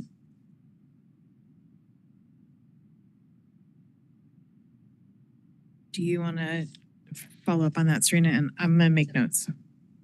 No? Okay. You don't need to. You just, okay. Okay. Then I will go to Drew and then Latricia. I saw your hand too. Okay. My questions are basically around BPA rate increases because I'm based off what we heard during public comment, but what I was remembering during the slides, I just wanted to verify. BPA rate increase was like 12-something%? BPA rate increase was 12% of the city's budget. Their rate increase that they applied was 4.78%. Gotcha. So okay. Our electric utility budget is roughly between $25 and $26 million. Of that budget, almost $13 million is BPA. So almost half of the electric utility budget is BPA. So when they have a 5% increase, that's hugely substantial to the budget. Okay, I see where there's the two different numbers from. One was what the rate increase was versus what was the increase to the budget, because that's how it, okay, got it, okay. And then the other side of that is not a question, but also my point of view as well. There is a lot of increases for everyone coming down the pike. I assume a lot of people are starting to receive their property valuations from the county, and those are all over the place, myself included. I'm self-employed, so I'm at the mercy of how well the store does at any given time, whether or not I get paid. I like to make sure my staff stays at full time before I worry about paying myself. So I too am at the mercy of how well is this month going to be? And so it's difficult, as Councilmember Miller stated, this is a difficult one to vote on this year of how are we going to do it. BPA has monopoly. There's nothing we can do. We have a contract. We're evaluating the next batch of contracts, but ultimately, what do we do? Just not have electricity in Port Angeles? Like there is no solution. They could just, this is the rate, and that's the rate. Now, the state does dictate the maximum increase for just electric, if I remember correctly, rates. Is that correct? For the tax, sorry. The electrical, Serena's giving me a look because I'm using the wrong phrasing. Yeah. Okay. For electric utility tax, it's at 6%. Correct? Yeah, so the state does cap that. So you don't have to worry about us doing anything related to that. But yeah, this one's a difficult one that I don't know what the best answer is. And so that was mostly just me pontificating at the moment. Latricia, go ahead.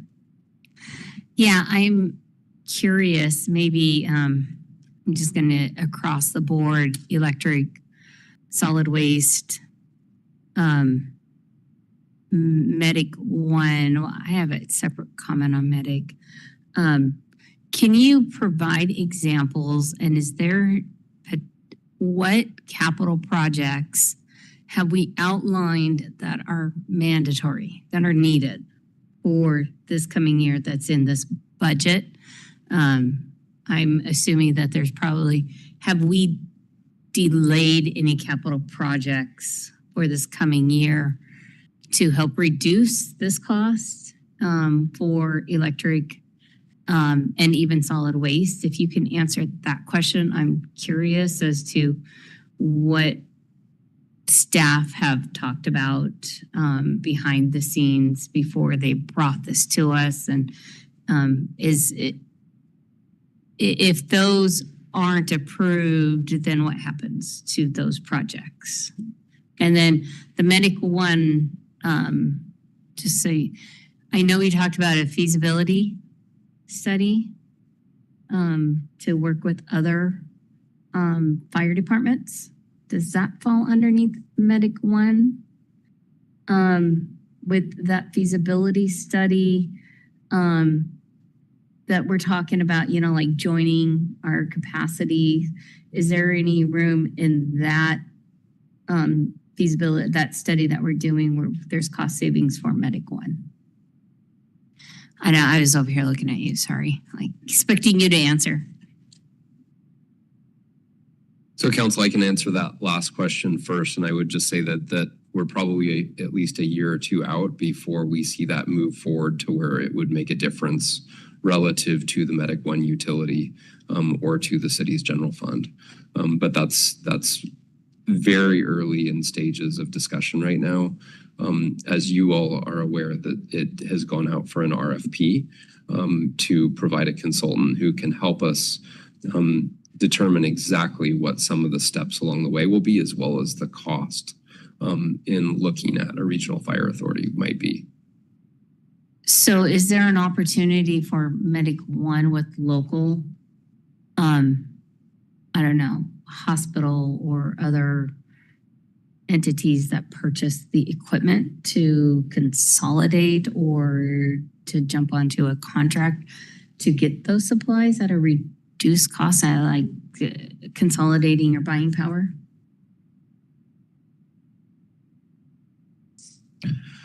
Probably not the best person to answer that, but I think we've worked really hard to consolidate purchasing wherever we can within the fire department. We have a number of really great cooperative agreements between our department and District 2. And I'm going to ask Chief McKean if he has anything to add as far as efficiencies in purchasing. Yeah, I don't really have too much to add. We are always looking at cost savings within supplies. As City Manager West stated, we do work with District 2 often and trying to combine efforts and find ways that we can have any cost savings within the fire department. Same thing with the private ambulance as much as we can, being that we also work very closely with them. So we're always looking at ways to decrease our costs. Council, I'm going to add a little bit more to that. I think it's really important that we share that since approximately 2008, if you look at the city budget as a whole, we've continuously stripped down year over year all of the operational budgets, recognizing that there have been other additional costs in some cases, bargaining agreements and other things that have increased in costs. So what you've seen is a consistent cutting with most of the department budgets, including the utilities, throughout those years, trying to ensure that we are very efficiently spending the limited dollars that we have. And quite frankly, there's not more room to cut relative to those operational budgets. So I think certainly personnel costs are probably a next step in some of these scenarios. Difficult decisions, obviously, but we've worked really hard to bring efficiencies there. And perhaps Director Carrizosa has more relative to the other questions you had. Sure, and then I think I'll give Director Curtin an opportunity to talk about some of the projects that you asked about, Councilmember Suggs. The CFP is designed to kind of average the needs across the utilities over a 7-year cycle. And so delaying one or two projects in a certain year doesn't always achieve that level of savings. Typically what you would be looking at is reducing that transfer that was discussed earlier in the presentation. And that would impact several years of projects because it would limit the amount that you would be able to accomplish in those years. And then there's also kind of that balance between reducing the transfer in one COSA cycle and then having your project costs increase drastically over the next 2 or 3 year period, and then be looking at another larger increase to those rates in the following COSA cycle. So there's always kind of this little bit of a balance that we have to consider when we're looking at those. But essentially, you'd be looking at reducing the transfer each year in order to achieve the savings within the COSA. And so for a number of years, probably since about 2018, 2019, we have been transferring about $800,000 in support of electric capital projects. This is the first year we've increased that in our CFP cycle to $1.3 million, largely because of the cost of inflation, particularly for that utility. Things like our switch gears, they've gone up significantly in price. So we could just no longer hold that transfer at $800,000 and continue to meet the infrastructure needs of the utility. So that is something that you can look at. As Manager West mentioned, our next area would really be looking at personnel, which would impact your level of service in each of the utilities. And so that's something else to consider as we're looking at that. And as you mentioned, these are difficult conversations, they're difficult decisions to make. The COSAs, as they're presented, do not decrease the level of service. They do not increase the level of service either. We've done a great job at scrubbing out the budget and making sure that everything that's in there is a needed cost to operate the utility. So we're working on kind of bare minimums from our operational costs. And the only increases that we're seeing are relative to collective bargaining or to market conditions that we have no control over, things like fuel and equipment. So outside of that, we're really looking at capital transfers and personnel for decreases. And then any areas where there was excess revenue, such as Medic One, we've used those as rate stabilization as well. And I'd just like to add regarding the solid waste utility. So we have actually been deferring capital projects. And you might recall last year we had the road actually on the way into the plant is heavily settled, as I'm sure you're all well aware. That was a project that we had previously planned that we had pushed, and we have now pushed again to allow this compactor baler to go forward. We also still have the stormwater pond liner that is out there. That continues to be an issue that we'll have to address someday. That continues to be pushed down the road until that level of priority. So I greatly appreciate Councilmember Miller's point, because I do agree. I think we are approaching that area. You know, a challenge for any director maintaining existing levels of service in this environment without seeing some revenues is very, very difficult. So I think just being honest, you know, with each other, you know, all these costs continue to go up, and we have to give somewhere. I can honestly speak for someone being here a year. I don't have a lot of fluff in any of my budgets, utility, operational, or any. I feel like they are built to the level of service that we provide today, and then we adjust accordingly based on the impacts, labor, equipment, and other things. You know, related to the CFP, you know, our CFP is designed and intended to allow us to maintain those existing levels of service over time. So you know, we talked like the fleet replacement plan, things like that. We need those investments for me to be able to continue on that path. You know, pausing and delaying for a year is not the end of the world, but it's the long-term, you know, problem of kicking the can down the road. Eventually I get to the point where it just gets very difficult to be able to right the ship, so to speak. So just be honest, be aware of that as we get there. But happy to answer any other questions.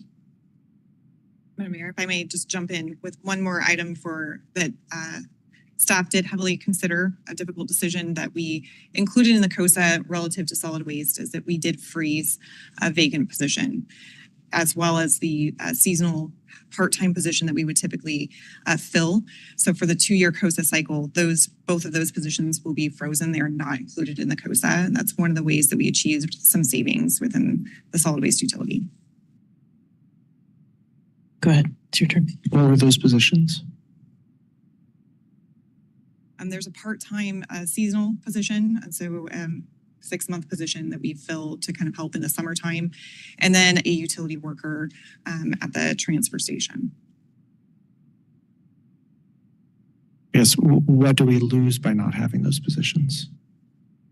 So great question. So the challenge that we have in summertime is overlap with positions, right? So the utility worker is essentially a floater. It's somebody that can jump in a loader, somebody that can support directing traffic coming in and out of the utility for that type of work. So what happens is, I mean, we have so few positions there that if someone goes on vacation, someone gets sick, something happens, we're very limited, and I don't have a lot of backups. We don't have a lot of redundancies. We're down to that level of bare minimum. So I think it's appropriate. I supported it. I wasn't adding positions. I understand the situation that I'm in. I wasn't looking to fill those. Wasn't the only area. But that's the reality of the situation that we're in.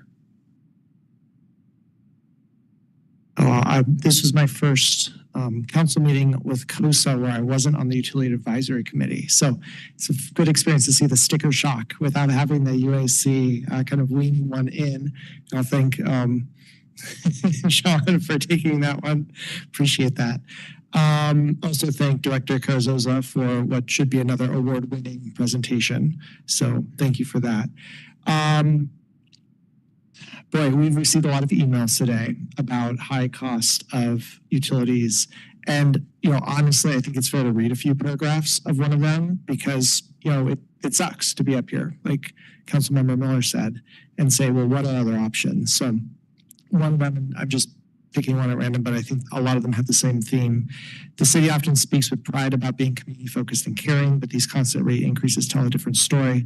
They tell residents that when times are tough, the city's solution is to pass the costs along to them, rather than exploring smarter, more responsible alternatives.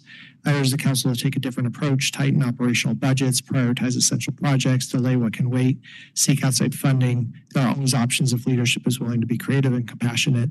Please reject these proposed utility rate increases. The people of Port Angeles deserve leadership that protects, not pressures, the community it serves. So a lot of good points. And I think a lot of challenges in that do deserve a response. I'm not trying to minimize the concern there in responding to it, but I think it's important for us to answer like what our community sees. I think what we should do is just not pass as much profit onto the shareholders, and maybe sell the executives jet. Those are my solutions to making this work. I make a joke. Thanks, Jonathan. I appreciate the laugh. The joke is that this is a public utility, right? Like nobody's making a profit on this. This is a shared resource that we as a city manage. The staff and the council, basically, as trustees, as stewards of this resource for the community of Port Angeles. There's nobody making a profit. Like, and Puget Sound Energy has shareholders. I don't know if their executive has a jet. I bet they do. Don't have there's no profit to cut here. The question, if we stop paying Bonneville, we're probably not going to have power.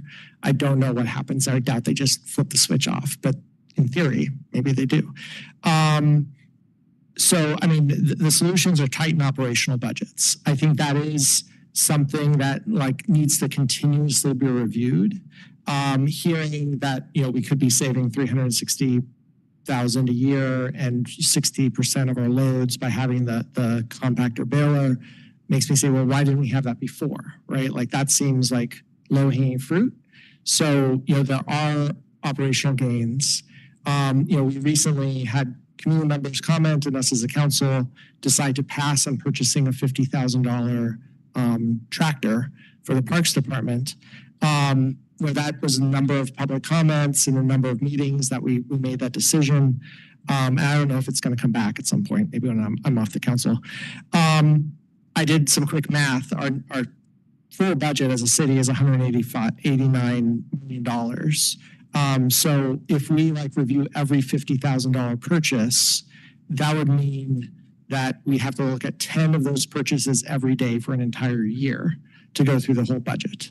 That's not happening, and that's not a way to do this. I think the way to tighten operational budgets is to empower our staff empower the people who are on the line who know like, hey, this is how we could do this thing better, and have a culture in our city, have an organization as a city that is looking to figure out how to make those efficiencies happen and how to work better as an organization.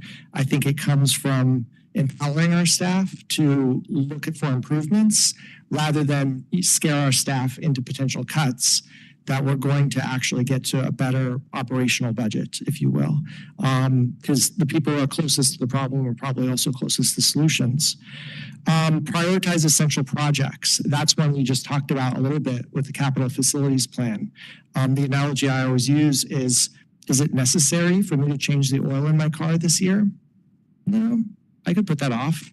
Is that going to cost me longer in the long run? Absolutely. It's going to cost more when I damage my engine, but I'd save some money in the short term. And I think that's the essential projects question that we have as a city. We could certainly delay maintaining our infrastructure. My joke is I could lower everyone's utility bills in half if we wanted to. And, we could make a motion to do that tonight. But 10 years from now, everybody's going to say, oh, damn it, the city council back in 2025 really screwed us over because they stopped maintaining the infrastructure. And now it costs more to buy new parts than it does to have just oiled the machines, over those 10 years. So I know I'm simplifying it a little bit, but deferring maintenance is not a long-term success strategy for us. If we're going to talk about projects, I think we talked about that in the capital facilities plan. And I think as Director Curtin and Director Carzosa just explained, we've got multiple projects stacked up. That's not going to be a long-term solution. One of the challenges with setting these utility rates is that we are inheriting past decisions from past councils, from past staff, from this community in the past. And we're trying to navigate that in a way that's fair for the current ratepayers as well as fair for future ratepayers. And, we could pass these costs to make them higher in the future so that our kids have to pay more in the future. That doesn't seem fair, but it is an option that we could do. And there's nothing really stopping us other than kind of our own ethics and our own philosophy on what we're trying to pass into the future. So, we're already doing that to some extent in the proposal brought forward from our staff, things like refinancing debt, things like pulling general fund expenses in. Those are all ways that we are just shifting the costs over time, as opposed to just shifting the costs, within the classes of ratepayers that we have now. So that's something for us to keep in mind. Are we making it easier now by making it much harder for people in the future? I don't think that's fair, but that's one of the options available to us today. And I think prioritizing essential projects kind of hints at that challenge. Delaying what can wait, obviously, is that challenge. And then seeking outside funding is another solution that was mentioned in public comments. That is absolutely, something we need to do. It's challenging now when, federal uncertainty, I think is the polite way to put it. A massive attack on good governance at the federal level is what's happening. And we don't know what funds will be available from the federal government. Our state does not adequately tax the ultra rich in the state. And so we don't have a lot of extra state funding. So if we're going to prioritize outside funds, we need to have staff capacity to do that. We've had some success basically building up our capacity over the last several years, and that's helped us to bring in additional funding. I think those positions have paid for themselves. But if we're like, hey, we're going to have to furlough staff, we're going to have to cut to the bone, we have no extra capacity, we're definitely not going to have extra capacity to seek outside funds.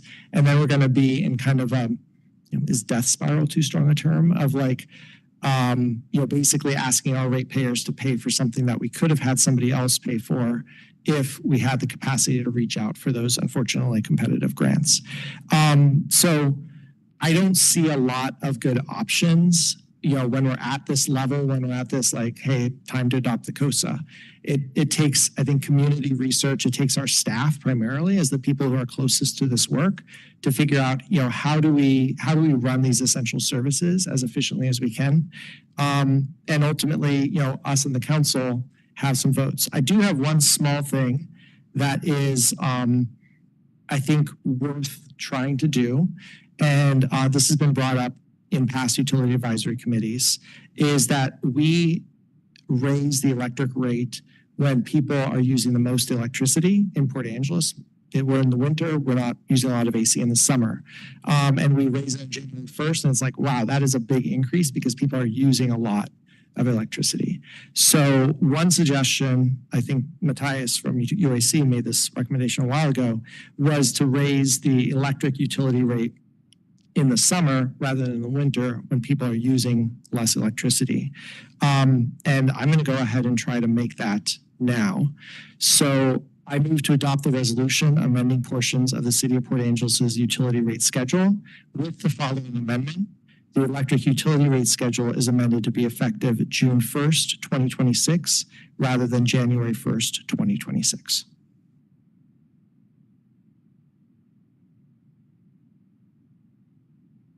For a second. Nope. I'm going to second because I do want to hear from staff on the impact on that. Okay. Okay, so we have a motion and a second. Staff, do you want to respond to what I believe is a question from Councilmember Miller about what the impact would be of delaying the rate increase? I'm happy to. So the COSA cycles are really aligned with our budget. So we budget on our fiscal year. So January 1, that's when we're planning our needs for our revenue offset. So really the largest impact would be for half a year, we wouldn't be offsetting essentially the costs of the utility. And that would be most impactful the first year when we transition and we're kind of not receiving the income that would be needed to cover the expenses essentially. As time goes on, we can plan that in the COSA and build something in the reserve for when that occurs. But the first year would be essentially 6 months of revenue that wouldn't offset the budget at the end of the year.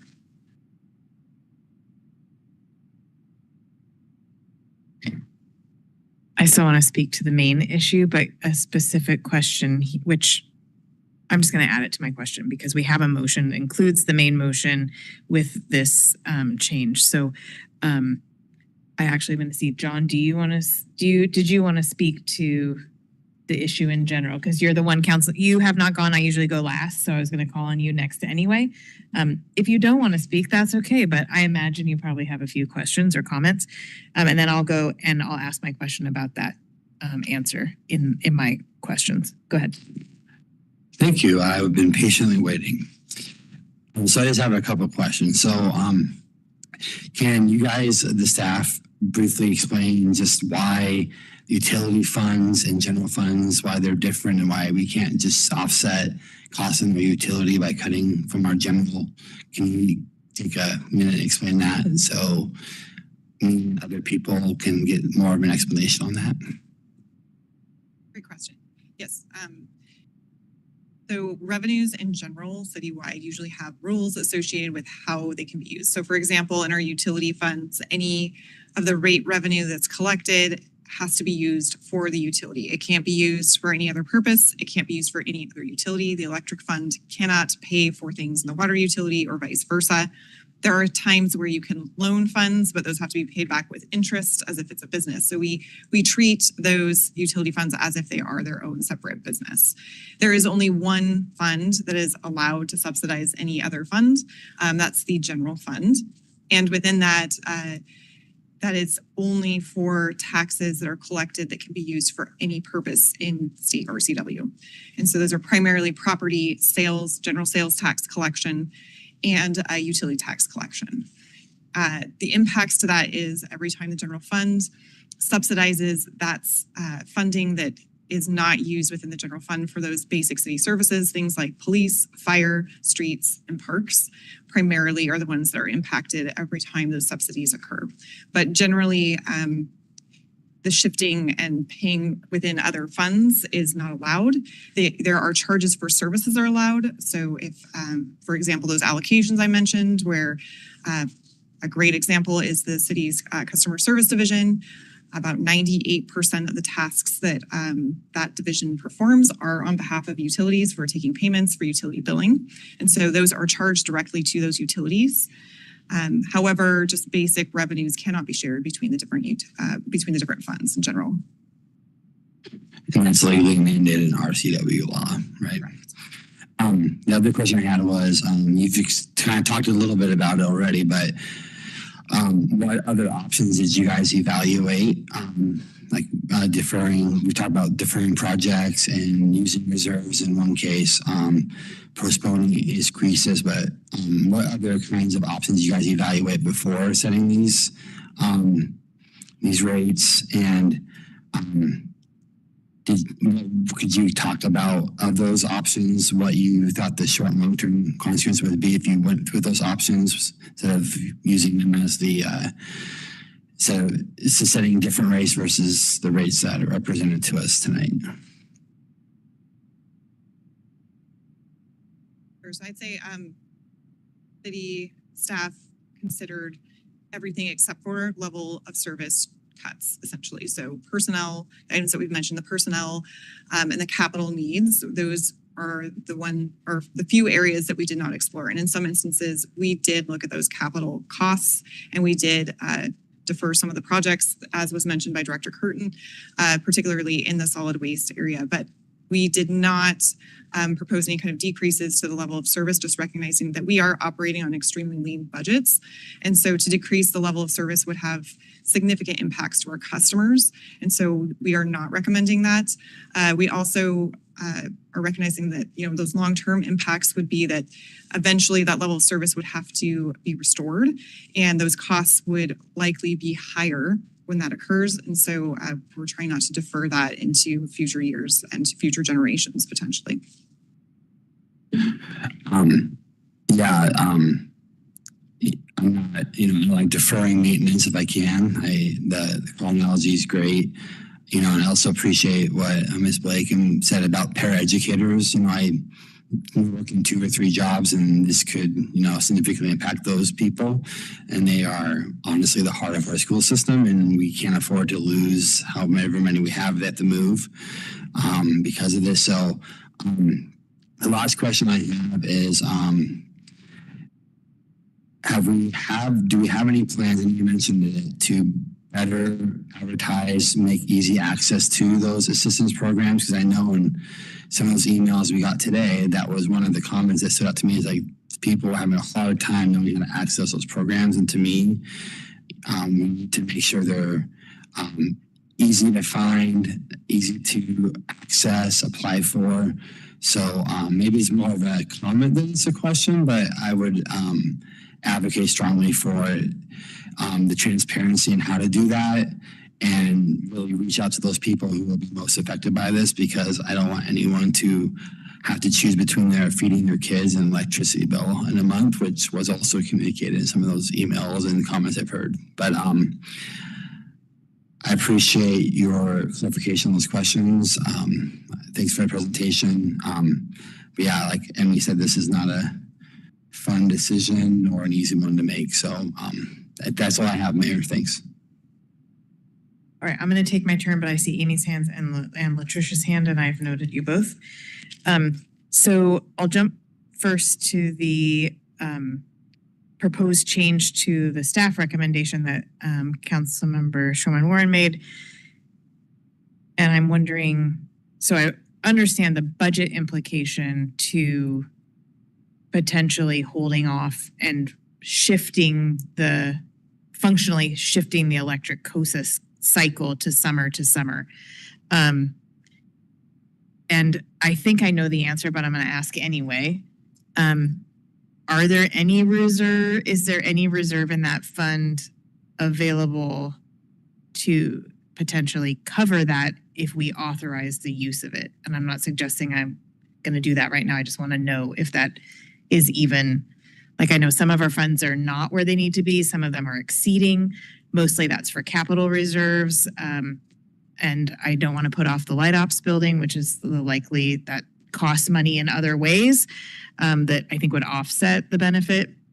So I'll stop talking because I think my question, I'm trying to answer my own question, but I'll let you answer it. Thank you.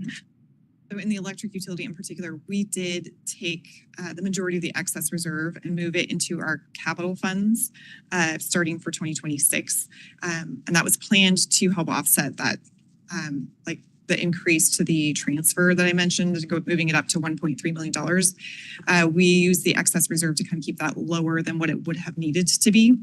And so the fund balance is currently where it should be per requirements. However, looking at the revenue collection, it does look like it might come in slightly high. We haven't reached our winter months yet, which we do tend to see over time for things like storms and whatnot. So it's difficult to say if there would be savings that could go into that excess reserve, but it is a possibility. All right, thank you. So just speaking to the things in general, I was one of the council members who voted to for a favorable recommendation to council, and of course have put more thought into it and heard from more people, and in particular had a conversation today that makes all of it. It certainly didn't feel good even at UAC. I think we all acknowledge that this is challenging, and we have been really fortunate. I don't know if fortunate is the right word, but we've had funding to help offset these increases over the past. And we knew at some point that was going to run out. And it just happens that some of those things are happening in a world of a perfect storm, or at least what feels like the beginning of a perfect storm, where we know that lots of people aren't getting paid right now and are still working. Some people aren't working because we have this federal shutdown. So we have lots of families already impacted. We have lots of uncertainty about whether people are going to lose their healthcare insurance. We have lots of people getting their insurance premium increases. We have on the ballot a potential increase in property taxes at the county level. We had, good things funded, the hospital and the school district with property taxes over the last couple of years. And so there's been this compounding effect. And now we're at the end of that, potentially trying to also operate appropriately what is effectively a business that can't be operated at a deficit. And as has already been discussed, the only way to operate at a deficit is by deferring maintenance that potentially ends up costing a lot more in the end. I'm driving my car that way right now, so thankfully it's a Honda and I might be okay for a little while. So I feel it personally as a single earner household with 2 teenage boys, one of whom plays football and eats a lot of food. So I think it's important to remind people that we're also impacted by this decision that we are making because we all live in town. That's how we get to be on council. And I do think, as I was looking at all of this and I've heard the questions that have been asked and answered tonight, that fundamentally the way that we are left is to reduce levels of service. And I'm mindful of having spent some time at a hospital commissioners meeting recently where the interim CEO was talking about efficiencies and levels of service. And I think when I think about the fact that we have employees, I felt really uncomfortable sitting in that meeting when he was talking about that, thinking, but you're talking about people. And so I also want to be mindful of that, because as we talk about, like, this is just a hard decision to be making. Because if we reduce levels of service, it means that we're creating potentially more people who qualify for our utility discount by laying people off or not having, or furloughing them for a certain, or, you got to take this many days off, or we're making you 0.8 instead of full time. And we may come to that, but and maybe we're there and I'm just missing it. But it's hard to be thinking along those lines as well. Because one of the things I was wondering about today, which I didn't mention to anyone, so I'm just throwing it out there, was like, what if we didn't have the transfer station open as many days? But that complicates things for people, and it means somebody isn't working those days. And I feel comfortable, based on what we've heard tonight already, that staff have really explored those options but stop short of saying, well, yes, we're going to implement this change that does mean a reduction in force, whether that's just reducing hours or eliminating positions. And that doesn't feel good either. But I also talked to the director of the food bank, who most of you know is also my sister-in-law, today, and they've seen an increase of 300 to 400 new families every month over the last 3 months. And we're at the beginning of federal workers maybe not getting paychecks.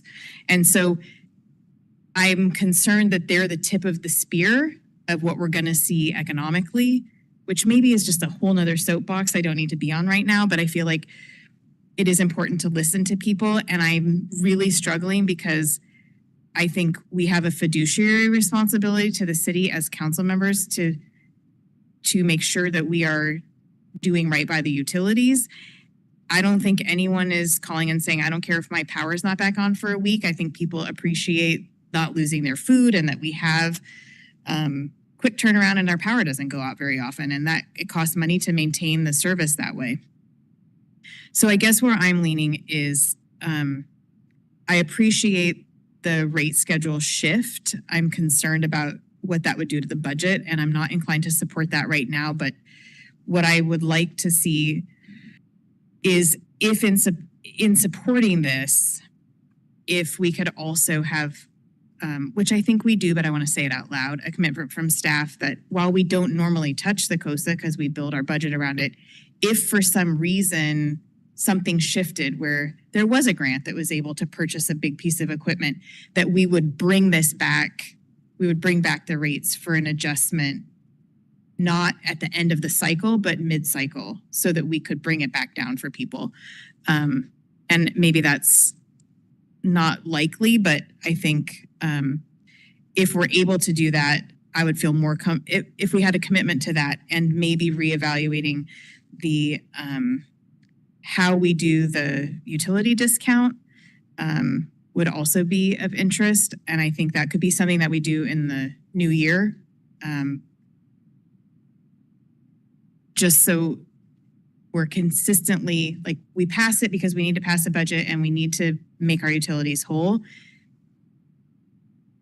but keep open the possibility of making adjustments that could bring them back down a little bit, rather than waiting until the next cycle to say, well, we ended up with extra, so we can not raise it so much. Sorry, I feel like I'm rambling, but I'm trying to articulate how I'm getting to my position and thoughts I have about how we might be able to reel it back a little in the future. But I'll stop and go to Amy and then Latricia. Thanks. Mayor, would you like staff to speak to that first? Sure. I threw it out there. I just want to emphasize, we would be more than happy to bring something back if funding were found to replace some of the funds needed for a portion of infrastructure or for a capital project need. And I do think it's important to share that from a grant perspective, we are bringing in multi-million dollar, many millions of dollars in grants each year. And particularly from the state, those are the funds that are counting the best right now.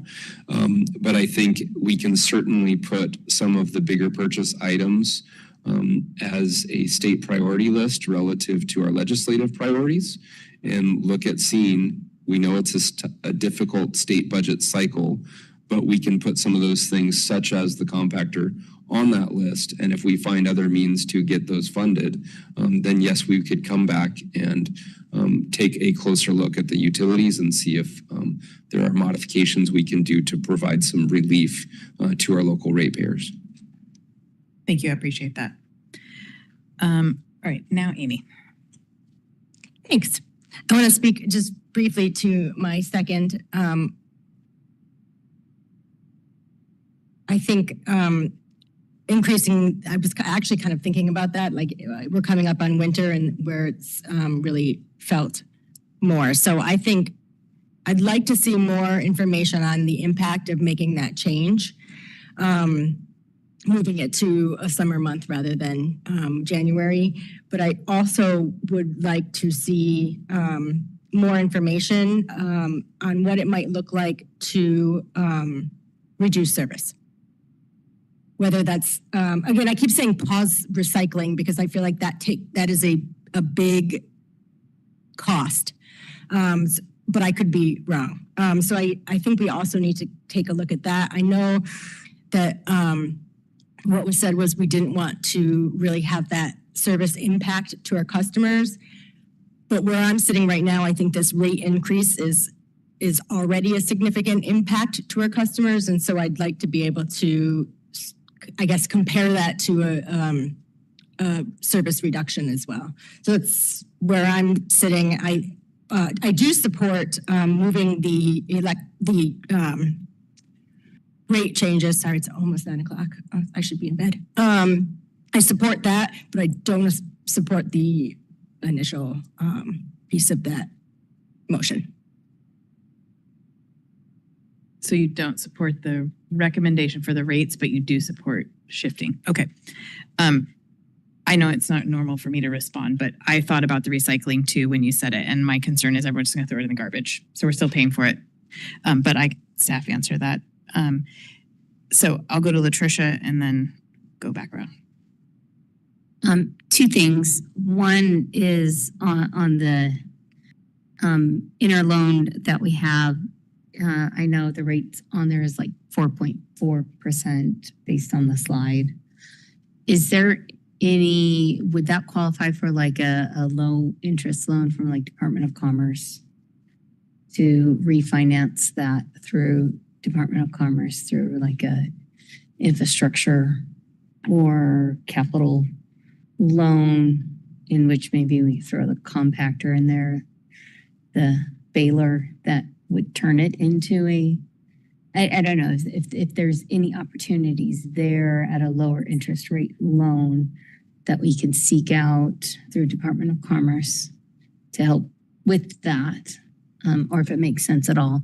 You don't have to answer now, maybe bring it back to us and just let us know if that's an option, or tell me you've already thought of that and you're a little bit too late, Tricia. The other one, again, I'm kind of coming back to the same theme with Amy about level of service, but not recyclables. I'm thinking more, have we in the past considered a mandatory composting of residents that you could do away with yard waste? We don't collect yard waste anymore, and that people have to do their own mandatory composting in their yard. Has that been looked at? Or maybe the question also might be, if you did look at level of service in your calculations, what would be that level of service that would be suggested by staff that would be reduced? Like, yard waste, would that be kind of a low-hanging fruit in going to mandatory composting?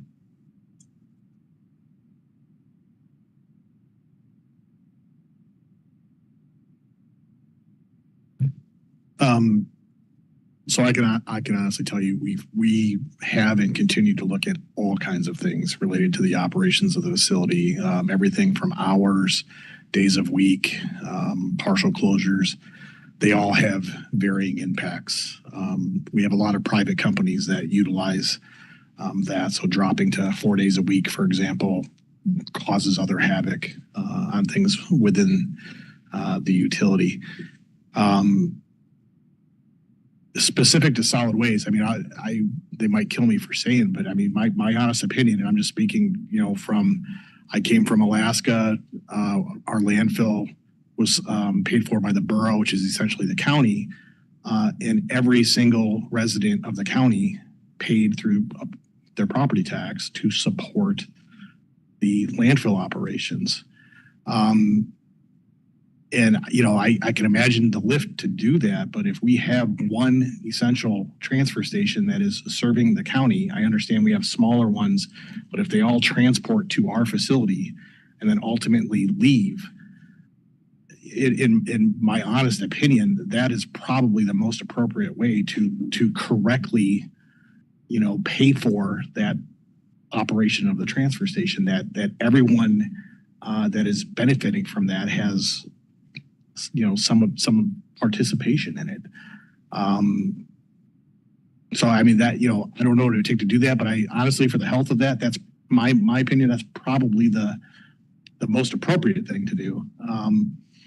Related to the operations, I mean, we have, because we are supporting the entire county, again, there's impacts with everybody else, right? So it's the users that are coming to it, trying to limit hours. We've already mentioned, like, I have not added staff. I've had members of my staff have requested positions. I'm not filling those. I don't think it's appropriate. And we do have other operational things that we can pursue, but a lot of those also take revenue to institute, those things into being. I think composting, I think there's some opportunities there. But realistically, it's probably in the tens of thousands. It's not in the hundreds of thousands, in order of magnitude for you. So does that answer your question?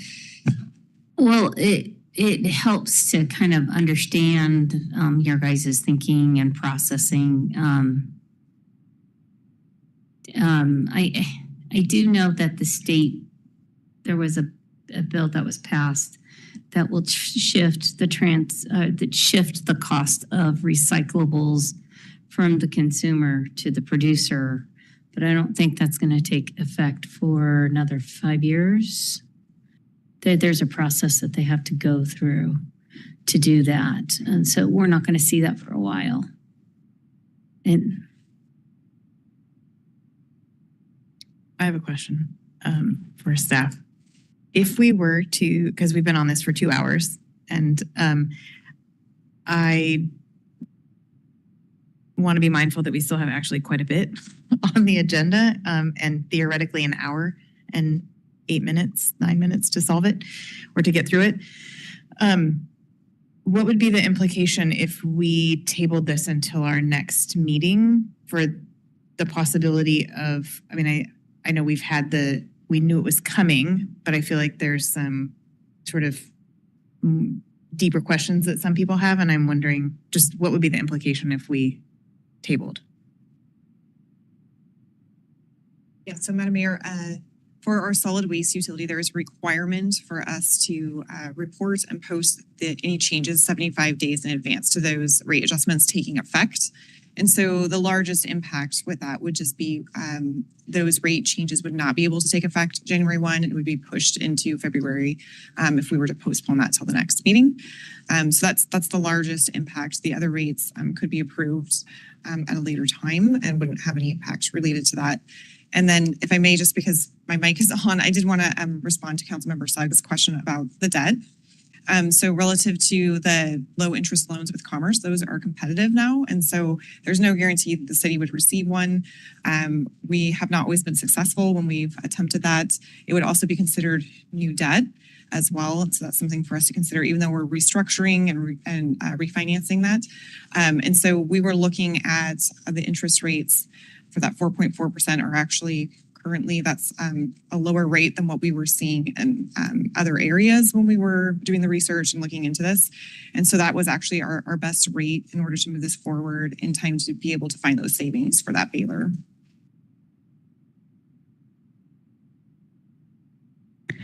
All right. Well, we do have a motion with at least, it sounds like, I don't have a good sense. So I was trying to gauge, like, if it fails, it creates a whole different host of problems. And delaying it doesn't necessarily change the reality of where we are. But I just wanted to make sure that council felt like they had adequate opportunity to explore the options. And I guess my question was answered, and maybe I elaborate on that a little bit or expand that a little bit, which is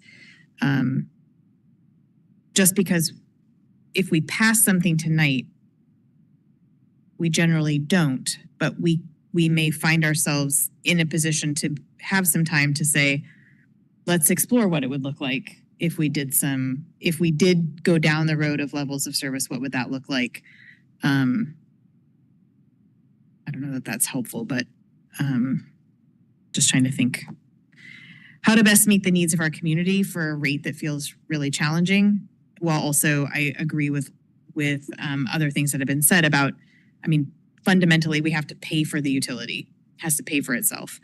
And if we don't charge now, we charge later, and maybe that's worse. I don't know. It's just hard right now. Lindsay, go ahead. We can always revisit elements of this, and we could make additional main motions to request like review of the potential costs of different level of service reductions. So that is on the table. Given where we're at, as hard as it is, I do think we have a duty to maintain these systems. I don't think any of us want a world where we don't pick up the garbage and where the power might go out. So I do think it's important that we pass the COSAs, continue to maintain our utilities well. The current motion does provide 5 months of relief from the electric utility rate increase by keeping the current rates until June 1st. That does have an impact on what our staff have presented to us. I think as Director Carzoza said, primarily it might require some adjustments to the capital transfer. I imagine staff would bring back some changes based on if we decide to pass the current motion that delays for 5 months the electric rate increases. I do think it makes sense to begin to have those rates go into effect, June 1st or sometime over the summer, just because it's easier to ease into that new rate when the consumption isn't as high in the winter. I'm not on council on January 1st, so you all can fail that part and see what happens. But I think we can do that. I am totally supportive of exploring other options. This is, a long-term annual cycle thing of us collectively working together to figure out, where are there efficiencies, where does it make sense to, I don't know how much the compactor baler is, but I wanted to buy that last year if I knew it was an issue. Let's find the efficiencies and make those happen. And at the same time, we're victims of the macroeconomic conditions we're in, and what the federal government is doing to us and what the state is failing to do when it comes to really provide support. There is the RAP Act. It's a consumer protection, or it's a producer responsibility recycling policy, but it goes into effect over the next several years. So it's not in effect yet for us. Okay, so we have a motion, which I will review again, which is to pass the resolution approving the 2026 rate adjustments in the electric, solid waste collections and transfer station utilities and the 2026-2028 rates for Medic One utility, and adjust the electric utility rate schedule. Oh, and the electric utility rate schedule is amended. No, sorry, that was my question. And delay the implementation of the electric rates until June 1. Wasn't exactly what you said, but I think that was the gist of it. I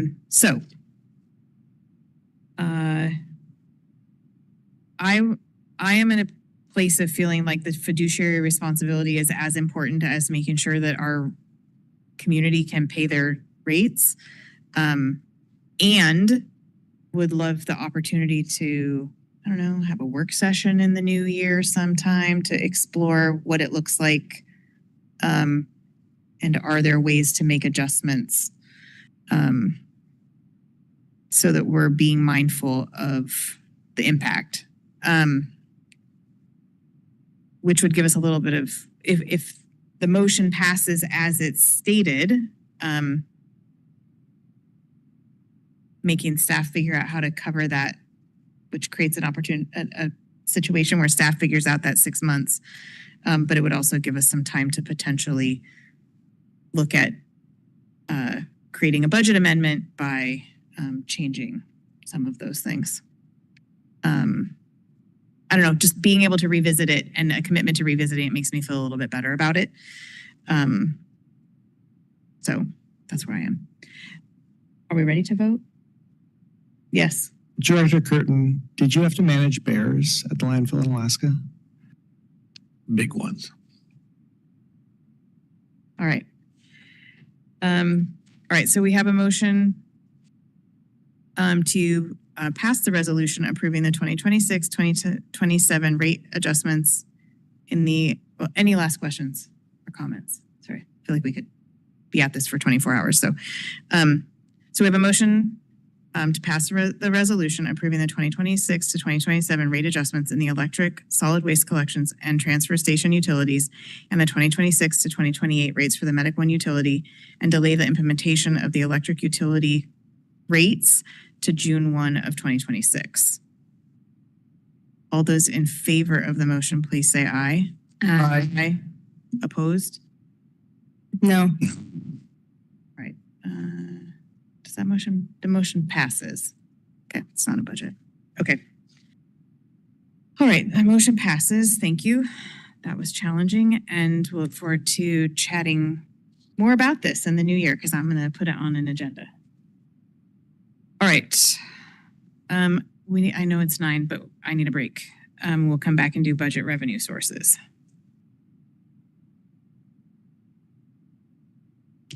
Thank you all for your patience.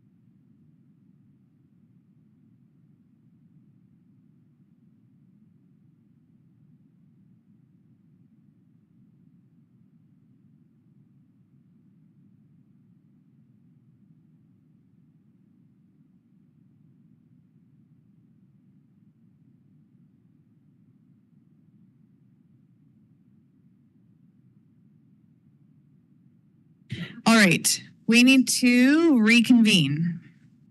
So we have still business to do. Okay. I'm going to propose some changes, and I apologize if people have been waiting here for these reasons. I do not believe that we can, so we have state rules about the budget revenue timeline, and it's a public hearing, so it needs to be done during a regular council meeting. I'm going to propose, if there's no objection from council, that we move item G1, the sidewalk fee in lieu ordinance, to November 5th. Because we don't have time to deal with it properly, I don't think. We're having a thumbs up from staff, and I don't see any council members jumping up and down saying, let's do it tonight. So my apologies to the two folks who've been waiting here for that. It gives us more time to answer questions.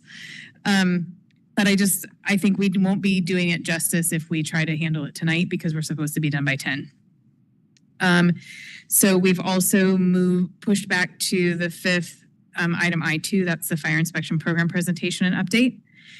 And what I'd like to do really quickly before we get to Serena's presentation, just in case other folks are waiting for anything else here, is do the consent agenda. And I'm wondering if there's anything anyone would like to add to the consent agenda. John and Amy, go ahead. I'd like to move item I3 to consent agenda. Okay. And Amy, you had your hand up, yes? I'd like to add J1 and 2. Okay. Oh, sorry, I didn't ask if there's any opposition to adding I3. No opposition to I3. Any opposition to J1? I apologize. I would like to talk about J1 and J2. Great. All right, then we will move item I3 to the consent agenda, and I will read it. The City Council minutes of September 16th, 2025 and September 23, 2025. Expenditure reports from September 27th, 2025 to October 10th, 2025 in the amount of $2,032,886.43. Stormwater Education and Outreach Services 2026 to 2028 ILA with Kitsap County PSA-2025-41. A memorandum of understanding between City of Port Angeles, Clallam County, Port of Port Angeles, and the Lower Awa Clallam Tribe. Any comments, questions, or a motion to approve? So moved. Second. All right. We have a motion and a second. Go ahead, Amy. If I just wanted to ask or sort of point out on I3, if somebody and the staff wanted to speak to how the tribe was engaged in this process. So Mayor and Council, I can confirm that in a meeting last week, or 2 weeks ago with Tribal Council did confirm full support for the memorandum of understanding that is part of your consent agenda this evening. Thank you. Thank you. Okay, so we have a motion to approve the consent agenda as read. Anyone opposed to the motion, please state your opposition. All right, hearing none, the motion passes unanimously. Thank you. And we will move on to F2. And that is the public hearing on budget revenue sources. Yes. Mayor Dexter, could I suggest we address those last two I items before F2, please? Sure, that's a good idea. All right. J1. You mean J, right? Yeah, there are two items in J. Yes. I think one of the applicants for the destination is in the audience, but okay, yeah. Very good. Thank you for sitting through. Yes, Calvin, go ahead. Thank you, Mayor and Council. You'll find this information started on page J1 of your packet. The City of Port Angeles serves as its own destination marketing organization, or DMO, and manages the Visit Port Angeles brand, website, and marketing strategies. To more effectively manage its DMO, the city contracts with a tourism marketing firm or business. The City Council authorizes the selection of a marketing firm and its contract at the recommendation of the Lodging Tax Advisory Committee, or LTAC.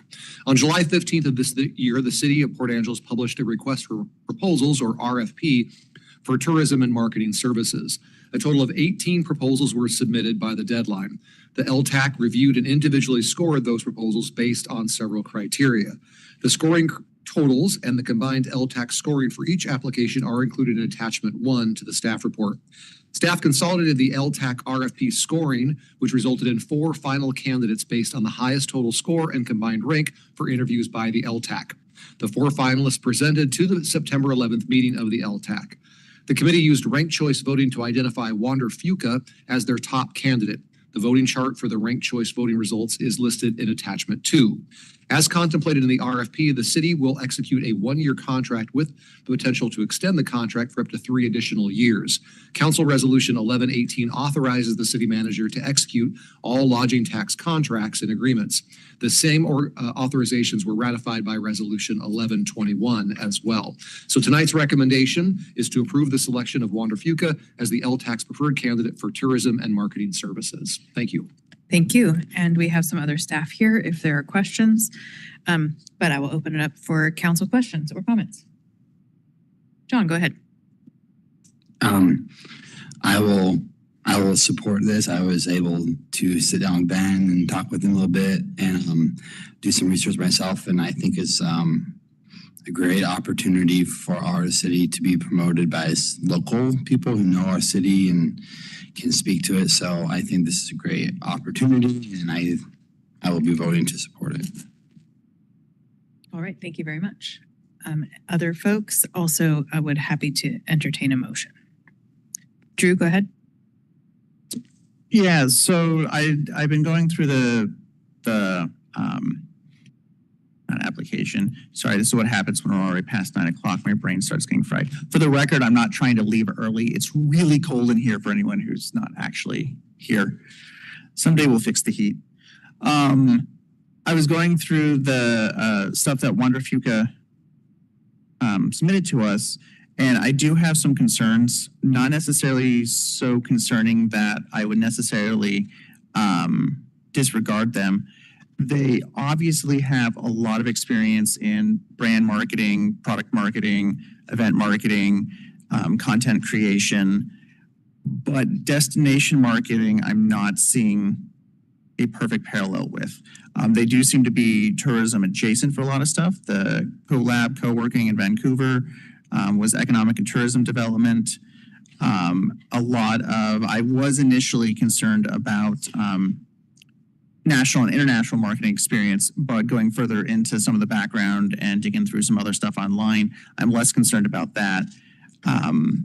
But again, like working with Woodsman's design company, that was tourism brands, not destination marketing.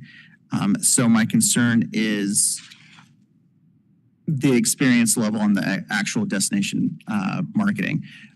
Different kinds of marketing are actually different, hence different kinds of marketing. I know I'm speaking bluntly and hopefully with common sense. It is a really long day. I do appreciate the metrics that are in here for us to be able to evaluate what's being done.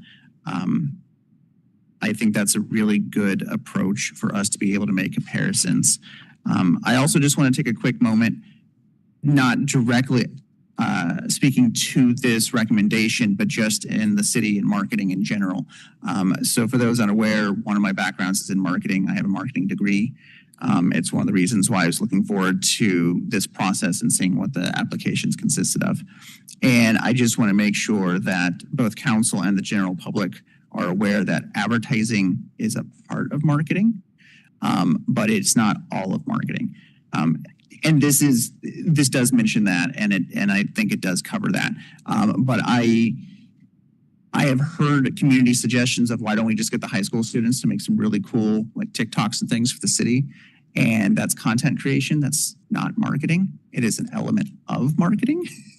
But I just like to always get on my marketing soapbox every now and again and remind the general population that ad design and graphic design is not the same thing as marketing. Anyway, at this stage, I will probably vote to support this. I just wanted to make sure that I voiced my concerns on whether or not they had any destination marketing specific background. Although I recognize a lot of it is tourism adjacent marketing experience. Thank you, Drew. And if Navarra was here, I'm sure she'd be happy to discuss a little bit more about the conversation in the meeting Do you feel strongly enough about your question that you'd like to see if Mr. Broderick would be willing to address what was discussed in the If he wants to take like just a minute or two, I would love some. I did not watch the video. I did not have time. I apologize. But yeah, it doesn't need to be for the love of goodness, please not a 45-minute conversation about it. But just a brief overview, because I assume LTAC went through and actually also asked questions to applicants and whatnot. So just a little more, that's more so than just what's necessarily given to us in our packet. Yeah, so the LTAC itself, they didn't have too many questions for Wander Fuca. Wander Fuca gave a pretty powerful presentation, and their presentation really focused on the creative collective that could be supported through having an agency that was based in Port Angeles, supporting like a local grassroots and collaboration, most likely. Go ahead, Latricia. I guess I'm wondering, was there any discussion I mean, I think this is great that they have this opportunity and it's a change of pace. But I'm just curious about measurables, heads and beds, like in the hotels. Is there a measurement or a method that was discussed to track that? There are a lot of metrics and ways to track destination marketing. One of the difficulties can be that doing something right now may not have a measurable effect until much later in the future. There's also outside market forces that change the way that people travel and where they're traveling to. So, but we do look at a lot of metrics constantly in the marketing world. It is something that we do. Yeah. Looking at all of our, basically how people are visiting our websites. Heads and beds is obviously the metric for the most direct way to measure success in all of our lodging tax endeavors. But we have websites, we have campaigns that we're running, and we have different areas that we're targeting for those campaigns. We have different demographics of people that we cater to that we know are most likely to come out here and be a head in a bed and continue to visit. We also campaign for people that come and visit. They tend to, end up here sometimes. A lot of people who live here were once visitors. So we cater to that market as well. Amy, go ahead. Thank you. I just have two comments. First, I just want to thank the LTAC group. I've been on RFP committees, and I know that it is a very difficult decision. So I appreciate everybody's time and effort there. What I keep hearing from folks that I talk to in the community is that they really want to keep these kinds of things local. So it sounds like we nailed it. So I'm going to go ahead and trust the LTAC committee on this one, and I'm going to move to approve the selection of Wander Fuca, hard for me to say, Wander Fuca, as the LTAC's preferred candidate for tourism and marketing services. Second. All right, Lindsay, go ahead. I can support that motion, and I will. But I also see that we're basically relying on past council action to defer the contract details to the city manager. Most of what we approve through LTAC is pretty small contracts. This is a nearly $240,000 contract. I'd like to see the contract rather than just say, hey, that's good, go for it, turn that RFP into a contract. So I move to amend the motion to direct staff to bring back a draft contract for council approval with Wander Fuca for destination marketing. Second. All right, you spoke to your motion. Is that something that would have come to us anyway? Council, it is not something that would have come to you anyway, with no objection to that change. If that's council's desire, we understand the marketing contract is a much larger dollar amount than the vast majority of lodging tax agreements and contracts that get approved. Okay, thank you. So we have an amendment to the main motion to bring back the contract to council for review. Is that what you said? Okay. Anyone opposed to that motion? Please state your opposition. All right, hearing none, the motion passed. So we have an amended main motion, which is to approve the selection of Wander Fuca as the LTAX preferred candidate for tours and marketing services and bring back the direct staff to bring back the contract for review. Lindsay. Sorry, just to clarify, review's different. So the amendment was to direct staff to bring back a draft contract for council approval with Wanda Fuca for destination marketing. Okay.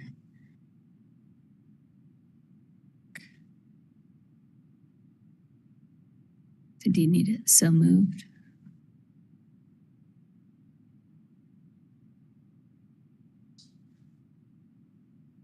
I'm just writing it down so I can reread it. Okay, I think I got it right. So, any further discussion? Okay, we have a motion, an amended main motion to approve the selection of Wander Fuca as the LTAX preferred candidate for tours and marketing services and direct staff to bring back a contract for council approval. Anyone opposed to the motion, please state your opposition. Hearing none, the motion passes unanimously. Thank you. Okay.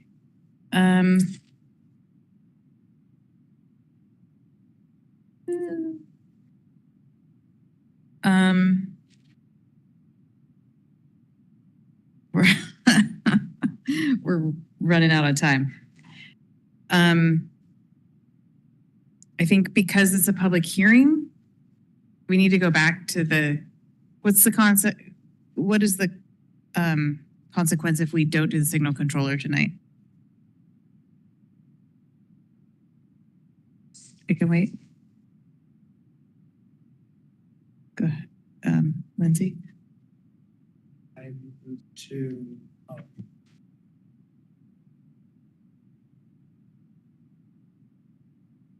agenda item. I second. The reason I didn't, sorry, go ahead. Discussion in the law. All right. I had to look that one up too. So the reason I didn't want to put that in the consent agenda is I know I'm hearing from a lot of community members about these traffic signals. I understand the staff position is we have limited access on Highway 101 over Tumwater Creek because of construction with the fish barrier project that the State Department of Transportation is doing. I get that. We still hear public comments saying like we're not doing the green wave of green lights, which I think is what would make sense given that there's less capacity in Highway 101. What I notice often being a pedestrian downtown is that you hit that signal and you wait a full cycle, even if like you were a second late. Point of order. Sorry. Can you just, I feel like what we're doing is talking about the issue. So can you say, I have some concerns? I have concerns that I'm not going to vote to approve this until we fix these things. And yeah, happy to talk about it more. All right, thank you. All right, so we have a motion to, any further discussion? Okay, we have a motion to postpone the signal controller TR0120 final acceptance to the next meeting. Anyone opposed to the motion, please state your opposition. All right, hearing none, the motion passes. And that will also be, look at that, we just built the November agenda. Sorry. Okay. All right, Serena. Let's see if we can knock out the budget resources, the budget revenue sources. Good evening. I will do my best to be as efficient as possible and make this as painless as possible, recognizing the hour. So we do have a PowerPoint presentation prepared, and again, I will do my best to be concise and efficient, but just recognizing we're fortunate that we have a lot of revenue sources, and unfortunately, that means we have to talk about all of them. Might I ask, before you start, even though I just said that, I do want to be mindful that this is supposed to be a public hearing, and it does feel like we're a little bit beyond what feels like the spirit of the 6:30 start time. and can someone, either Serena or Nathan, articulate for council what would be the consequence of delaying this also? Serena, you want to talk consequences, and then I can speak to additional possibilities after that. Delaying this one would essentially just kind of push back on that budget process. And so we would move it to our November 5th meeting. It kind of would align that with our property tax public hearing. And so this would kind of be the precursor to that. So there's a little bit of a consequence there. We would also have our budget work session that's scheduled for next Tuesday, where we're primarily going to go over the expenditures.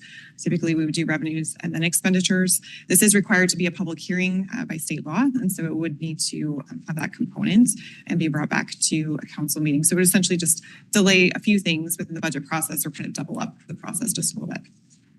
And mean we're hearing expenses without knowing the revenues, but okay, thank you. And Nathan? So council, I'm not aware, and Attorney Bloor can speak to it if he's aware of it. I do not believe there's a end time relative to our public hearings that we have to have them concluded by. Certainly, I understand there's common sense that goes into those decisions as well.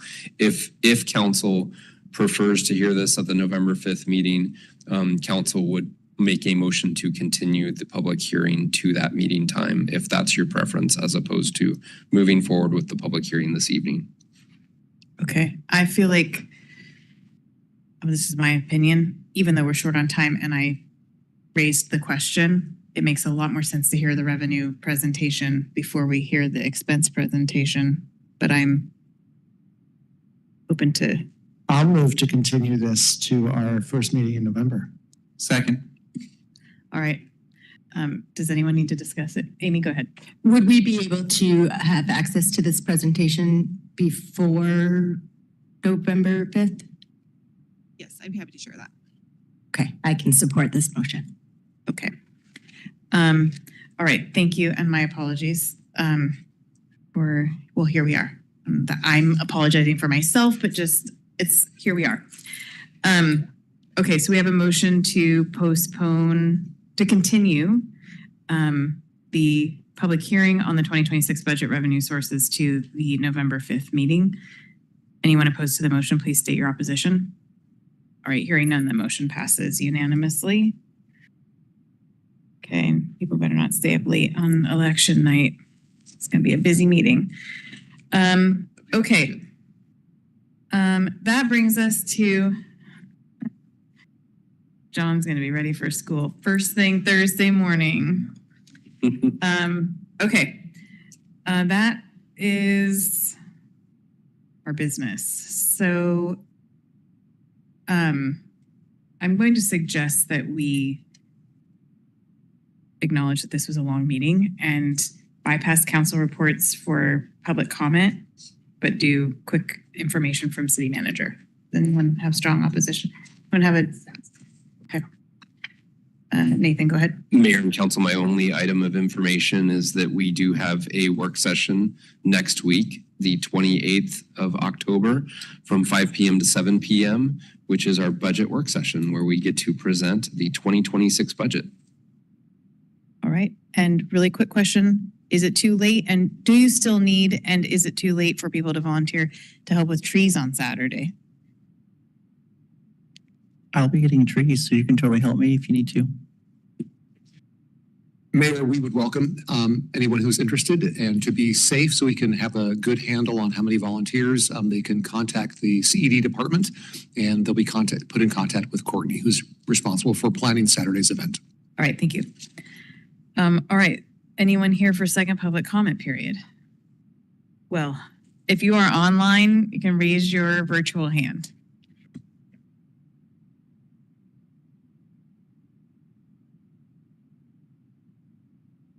This is great. I was hoping you weren't going to have the combo or only one comment period at the start, and then take away my second 3 minutes. So maybe I'll just say a few words and stand here for another 2:45. No, not really. So I'm going to talk about three things.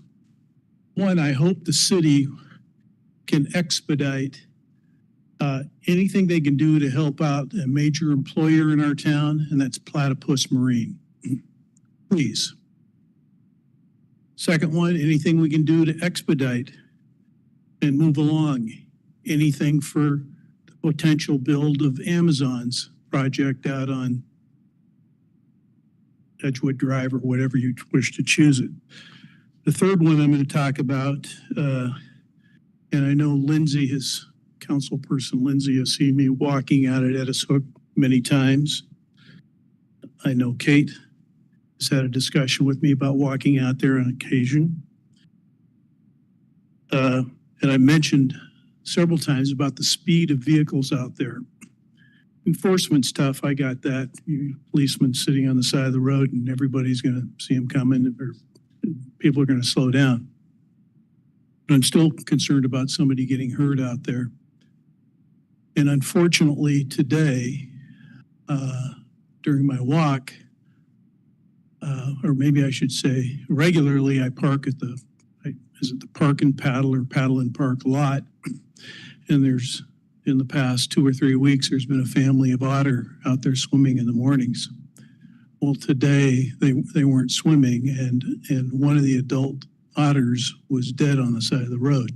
I have no idea if it was could have been prevented by a slower speed, but and I suspect the 35 miles an hour is not going to change until the old traffic study needs to be done, of which who knows what the cost is.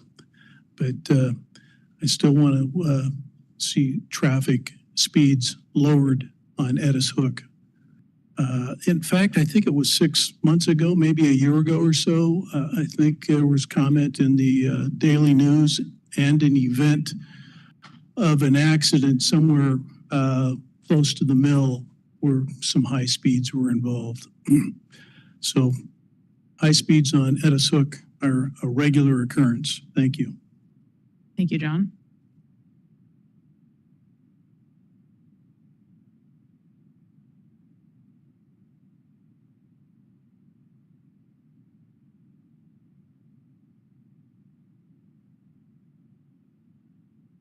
My name is Glenn Barbieri.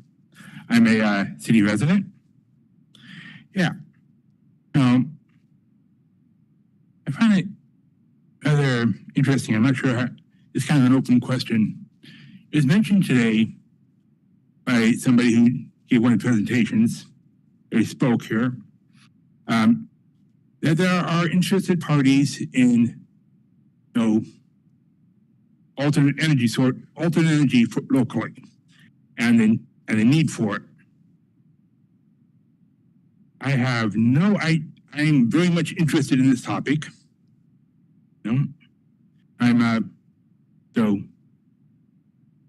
I was an electrician in the Navy. I graduated from Navy Nuclear Power School. I have been working and trying, establishing a small science and science fiction group at the Senior Center. And the last presentation I had focused on clarifying some ideas on wind power and marine propulsion. While I'm still at the presentation stage of doing basically a whiteboard, so while the presentation might not have been, quote, professional quality, I think the information was. And Gary, who has met, my partner in crime, as it were, asked me, if I was in contact with any other organizations. Well, the answer is no, because I don't know what those other organizations would be. So maybe I should start asking people at City Hall or someplace, who are these parties, companies, whatever, that are interested in these things? Because I'd be very much interested in being part of the dialogue, if necessary, 100% pro bono. So now this is kind of what I do. I've been disability for about most of the last 30 years. I finally gotten off the antipsychotic medication, so I'm looking at my new stability and how my mind works now. And I would very much like to try to be part of the solution.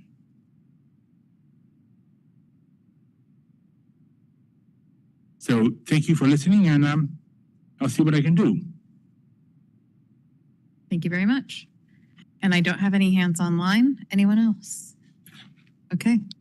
Well, thank you all very much. And we'll look forward to discussing all the things we already know will be on the November agenda, not the budget. I mean, the budget will be there. Anyway, thank you all very much and have a good night.